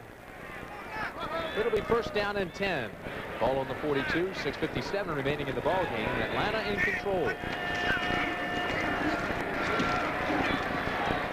Settled to the 45, 47-yard line. He's knocked out of bounds there. Taken out by Jeff Fuller. Settles 5'9", 207 pounds, out of Appalachian State. 7.4 average per carry. And he also has the NFL's longest run of 1988, 62 yards. Settle was a little disappointed that he wasn't drafted. He actually signed as a free agent, said he was sick the day he ran for the Scouts and only ran a 4.7, but said it was really a question of a small school, a small body, that they didn't draft him higher. 2nd and 4. And now it'll be 2nd and 6. Or 3rd and 6, rather. Watch number 94, Charles Haley, comes in right there untouched to make the tackle. And Charles Haley was one of the bright spots on that defense. He moved from defensive end to linebacker, and Bill Walsh thought that might give him some rush. One of the problems San Francisco has had, this year and last year was that good pass rush. They thought Haley might be in the mold of the Lawrence Taylors and the Tippett's and the Cornelius Bennett's to give some pressure from that linebacker position. Hasn't done anything this afternoon. 3rd down and 7, Falcons. Miller throws this one away, and Atlanta will have to punt. It was intended, I believe, for Whisenhunt, although he threw it about 6 rows up in the stands.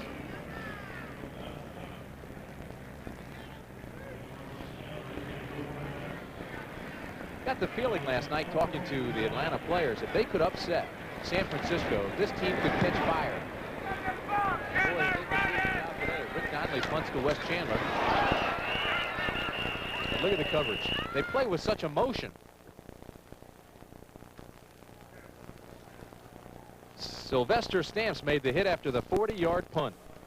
You talk about the emotion, and this is part of it. They are playing with intensity, and that's one of the reasons they're ahead 31-10 today. Take a look at that hit on Stamps. It is not a misprint. Atlanta 31, San Francisco 10 with 5:49 remaining in the ball game.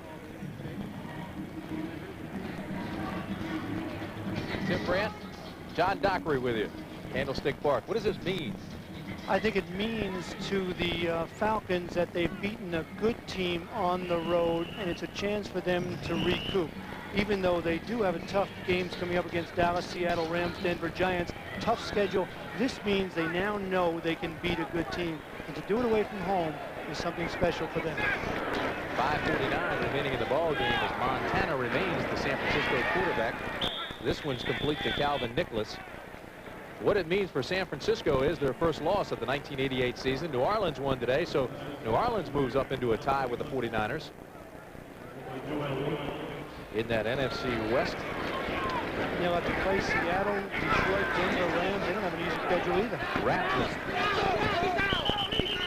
has his feet cut out from under him and dives forward to the 34-yard line.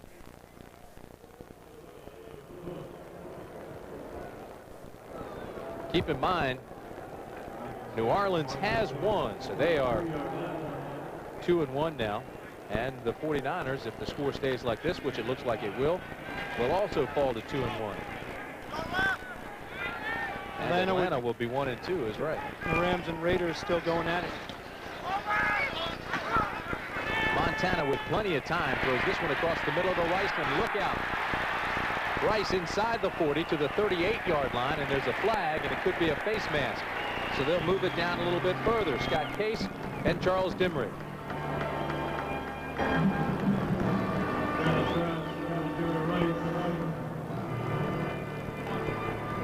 Defense, number 25 on the tackle. Face mask, 5 yards, first down. That's Scott Case. To their credit, Joe Montana and Jerry Rice still in the game. Take a look at Rice coming across the middle, gets behind the linebackers. Andre Bruce doesn't go with him, makes the catch. And then the penalty at the end of this. Right there, you see the face mask. Number 25, Scott Case. Joe Montana, watch him. He throws the ball, takes a big hit right under the chin, a helmet under the chin. First down, Montana and the 49ers. And again, there's a flag. This pass is complete to Wilson at the 27-yard line, but there is a flag. Tim, if you're the 49ers, how do you rationalize a game like this? Do you say that you've been on the road twice, you've won 2 close games, the emotional win against the Giants in Giant Stadium last week? Offensive pass interference, number 85. 10 yards, still first down. Montana said this week that it is more difficult to win at home because you feel more pressure and that you're expected to win. And on the road, you'll do anything to win. And Bill Walsh followed that up by saying on the road, the only thing you're concerned about is that game. None of the other distractions which go with the everyday living. Certainly today, their concentration and intensity has not been there. First down and 20. Montana double pumps, throws deep.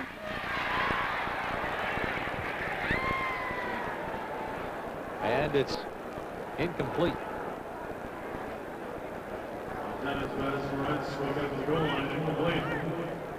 The ball was tipped, and I was waiting for the call.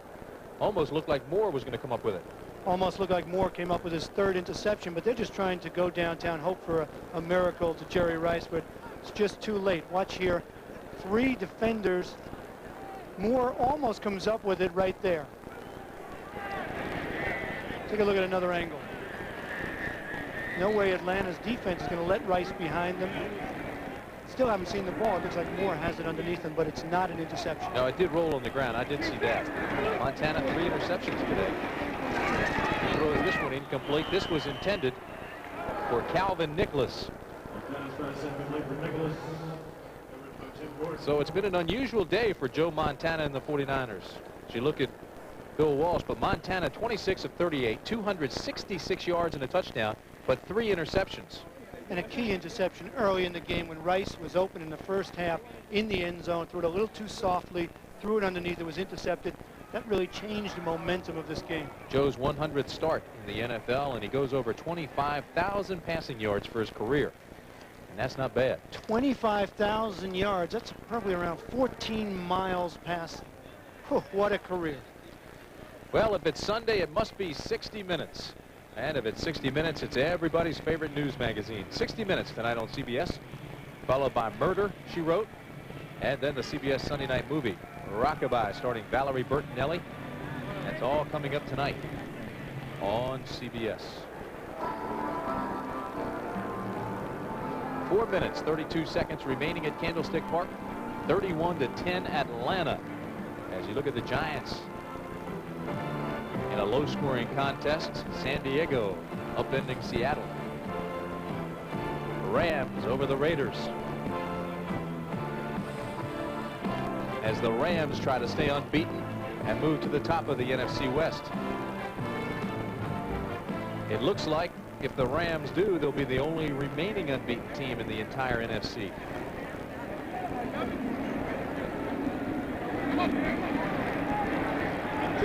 Third down and 20 for the San Francisco 49ers. Montana almost intercepted. It was intended for Chandler, but Charles Dimry had great coverage on the corner and almost had the interception. And you know, you're right.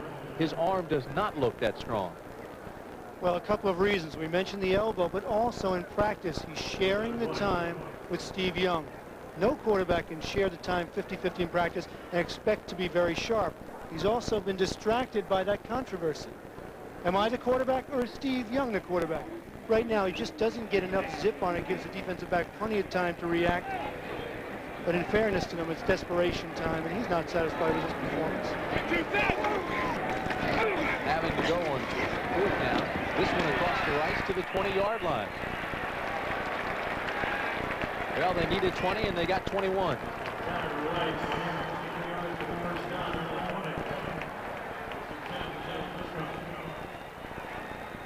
One thing that's good this afternoon for Jerry Rice and the 49ers, if you're trying to find a silver lining, Rice is catching the ball well. He's getting some rhythm right now with Montana. But that's stretching a point. I mean, this game is over, 31-10, but Montana and Rice still in there throwing the ball, try to find that magic they had last year when Rice had 22 touchdowns. First down. This is Craig to the 16-yard line. He's taken down by David Crudup.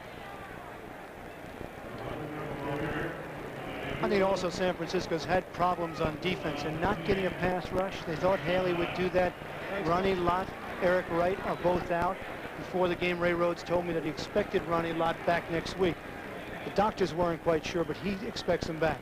It's interesting, Doc, isn't it, how we sat down, we watched tape of Atlanta's first 2 games. We really liked Miller. Then after talking with the guys, we could see they were positive, confident, and very enthusiastic. And he said, hey, they could upset San Francisco. This is Rice on the reverse, cuts back, and he's down to the 13-yard line.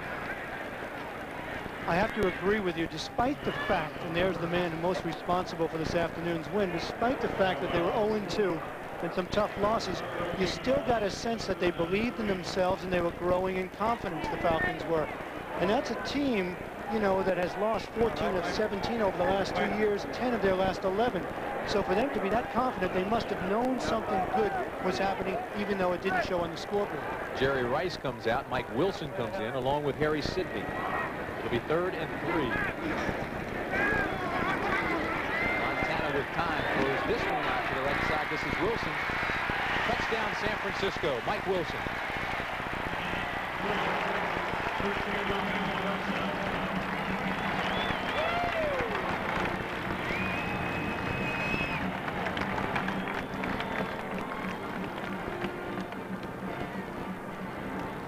Two minutes, 18 seconds remain. It's 31-16.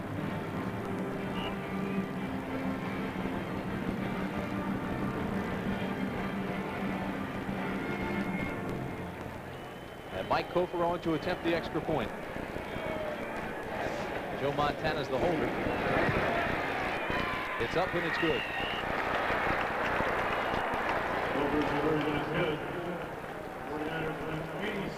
To their credit, Montana still hanging in there, looking for some kind of respectability here. Wide open in the flat. Wilson into the end zone for the touchdown. You have to admire the competitive nature of Joe Montana. He's just in there. He's in there. He gets a little bit of pressure, throws to his secondary receiver. And Wilson tight ropes in there for the touchdown. Great effort by Wilson to stay in bounds. 86 yards, 10 plays. Took 3 minutes and 31 seconds.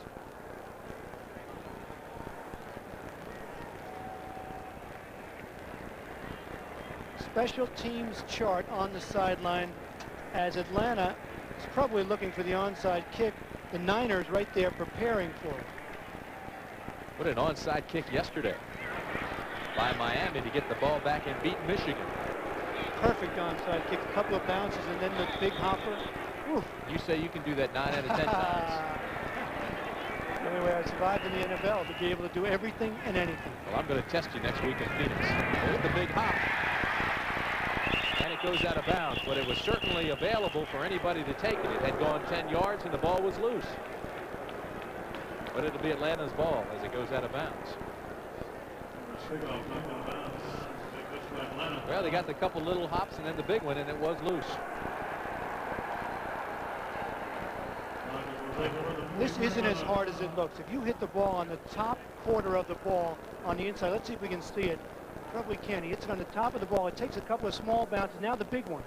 Didn't quite go as high as you wanted it to go, but still it was a good kick, and a rebound goes out of bounds. We get to Phoenix next week. We're going to test you, see if you can do that. First down. This is Gerald Riggs, and he almost breaks it. Brought down from behind by Tom Homo, but it's all the way down to the 28-yard line. Riggs almost broke that one. San Francisco takes a timeout with 2 minutes and 2 seconds remaining in the ball game. You get an idea of why Riggs was over 1,000 yards 3 of the last 4 years, 1,700 in 1985. Man is just a steamroller. He's durable. Came in with an injury today, still having a great afternoon, over 100 yards total. There it is right there, 19 rushes, 115 yards, 1 touchdown. But you know, we've come to expect that from Gerald Riggs. 3-time Pro Bowler, 3 1,000-yard rushing seasons, 24 100-yard games, 25 now. He's that kind of a talent. Perhaps underrated simply because he's played for Atlanta, and I mean at 117 Atlanta, and a big win for a very young team. 30 guys under the age of 26 on this Falcon team. And the 49ers bench, there is dejection. And when you think about it, had fate gone the other way, this team could be 0-3. They beat New Orleans by 1 point. They beat the Giants by 3 last week. Today they're having their problems. You have to wonder just how good are the 49ers. What does it mean that the 49ers, not so much that they lose because it's early in the season and they're still 2-1, but the way they lose to a team that is so very young. It is so very young, and a team that's dominated almost 200 yards on the ground. They've just pushed the 49er defense around. Admittedly, they're not at full strength, but still, it has to be a concern for Bill Walsh. And I'm sure there'll be a lot of talk about the quarterback situation this week, as there has been the last 3 weeks, or actually since camp began. Settle takes it left side, under 2 minutes. And San Francisco, I believe, will take its final timeout. They do. The tackle was made by Kevin Lilly. Minnesota, a big winner there. Miami gets out of their slump 24-17. Buffalo had to come from behind. Jim Kelly leads the Bills 16-14 over New England. Jets 45-3. That's a shocker. Major surprise. Cincinnati 17-12. Boomer Esiason keeps the Bengals going. 3-0 Bengals. New Orleans 22-14. Big win for them in light of the San Francisco loss here. Phoenix wins over Tampa Bay. Next week Phoenix plays Washington. Kansas City over Denver. Got to be surprised by that one. Who's DeBerg at quarterback for Kansas City? And Washington wins a big game in the NFC East. 1 minute, 53 seconds remain here. San Francisco, no timeouts left. It's 3rd down and 4 for Atlanta.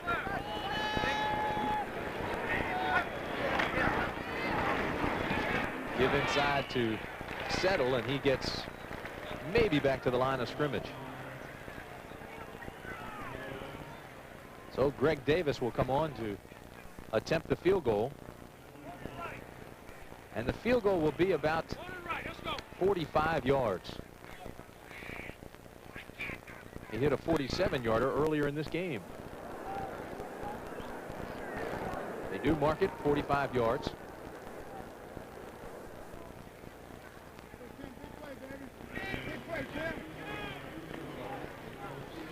Rams up 21-10 over the Raiders. We'll be checking in on that game. This kick is long enough, and it's good. And so the Falcons go up 34-17 with 1:05 remaining in the ball game. Marion Campbell, you get a feeling that he knows something about quarterbacks. Remember, he drafted Barkowski when he was here before with Atlanta.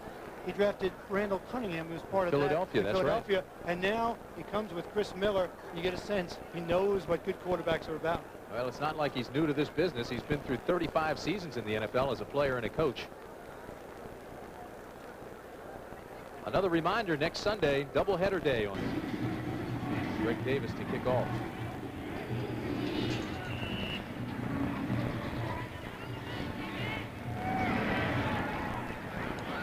Short hop by DeBose. DeBose has some room. 40, up to the 49-yard line before he's knocked out of bounds. 38-yard return and knocked out by Brett Clark.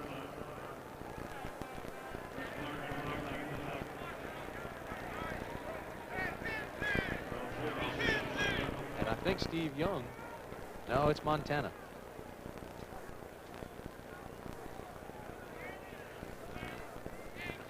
While we have an opportunity, we want to thank Bill Breslin, our spotter up here, and Chuck Gardner, our statistician, in the booth.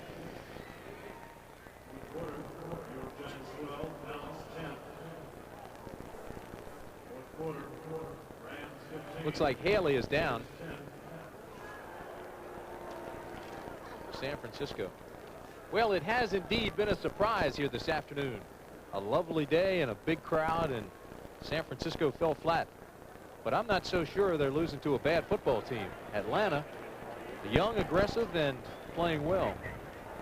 They absolutely are, and they have a quarterback who is comfortable, who is growing each week. Offensive line did a good job today against a reasonable defense. Receivers, nothing special, but Gerald Riggs came out after being injured last week, came out, had an excellent day to take the heat off Chris Miller. And Marion Campbell, a nice win for him, get his team back on track. San Francisco scored first. Mike Coper on a 38-yard field goal made it 3-0. San Francisco. Atlanta came roaring right back. 80-yard drive, 12 plays. Gerald Riggs scored from 3 yards out. It was 7-3 Atlanta. Then a major controversial play. San Francisco went for a first down and seemingly made it. Then there was a review, instant replay, and they said that the foot had hit, the knee had hit, and they brought up 4th down, and San Francisco had to punt. Atlanta came right back on that possession. James Prima scored from 29 yards out. Then with 57 seconds left, Miller scored on a 1-yard run, and the Falcons were in control. Montana, 3 interceptions this afternoon.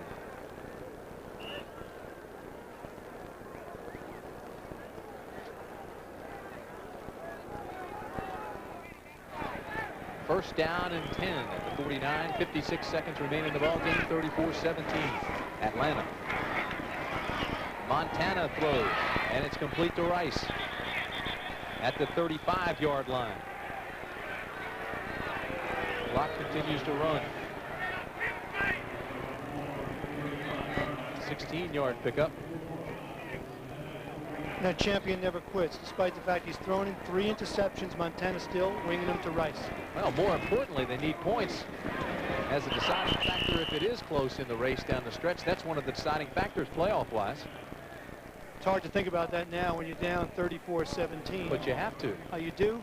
Point differential is a major factor. And you have to keep your self-respect. You just can't say, well, this is over, I'm going to lie down and quit. It's just not the way the 49ers have ever played. Not something that Bill Walsh will accept.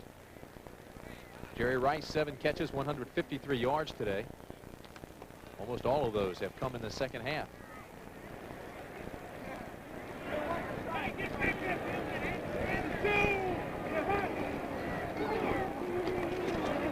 Montana with time drops this one underneath to Roger Troll, who sprints to the sidelines and stops the clock at 21 seconds.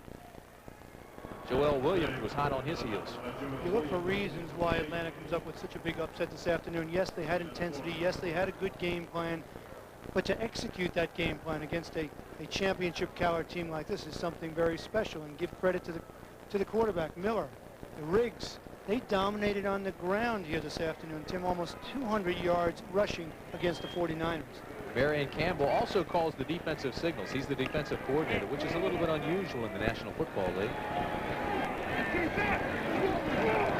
Montana to Wilson.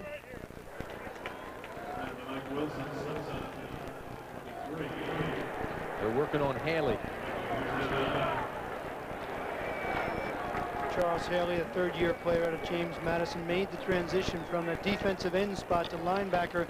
They're counting on him to be the pressure linebacker, the guy that gives them some rush off that 3-4 coming at linebacker. Missing him would certainly hurt that defense even more than it's been hurt by the loss of Ronnie Lott and Eric Wright. 17 seconds remain in the ball game now. Rice complete at the 12. They've got to hurry up. 9 seconds. This will be the last play of the game. Time has expired. Montana with time. Throws complete. No. Rice can't hold on. And that'll do it. The ball hit Rice between the 8 and the 0. Pretty good game going over between the Raiders and the Rams. Right now we're going to check in there and see how that ball game is going. Right now Dick Stockton is there. Let's take you now to the Rams and Raiders. And welcome to our viewers who have seen the Atlanta Falcons shock the 49ers 34-17. Right here the Rams, trying to nail down their third win, have come up with their 9th sack of the game. The 5th by Gary Jeter. The big play of the game moments ago, Jim Everett to Aaron Cox for the 54-yard touchdown. Everett's just on a simple rollout play to get away from the pressure, and Cox is running an out and up pattern, and he gets way behind Ron Fellows for the touchdown. This one salted it away right here. Dick Stockton along with Dan Fouts here at the Coliseum. Story of this ball game has been a great defense by the Rams, problems by the Raiders' offensive line. We've had a lot of penalties today, and we've had a lot of sacks. 9 by the Rams, a safety. Everett has had an outstanding game.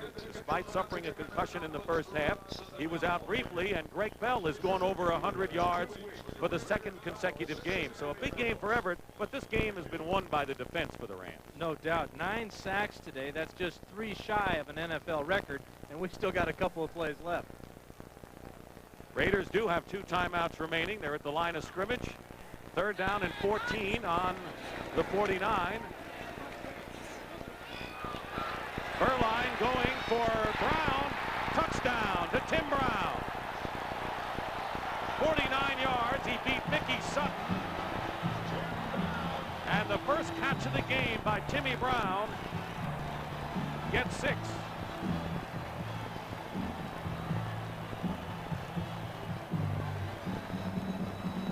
So now, Dan, the Raiders, who have 2 timeouts left, not much time on the clock, especially with the 45-second clock rule, maybe looking for an onside situation. Meanwhile, Chris Barr will attempt the extra point.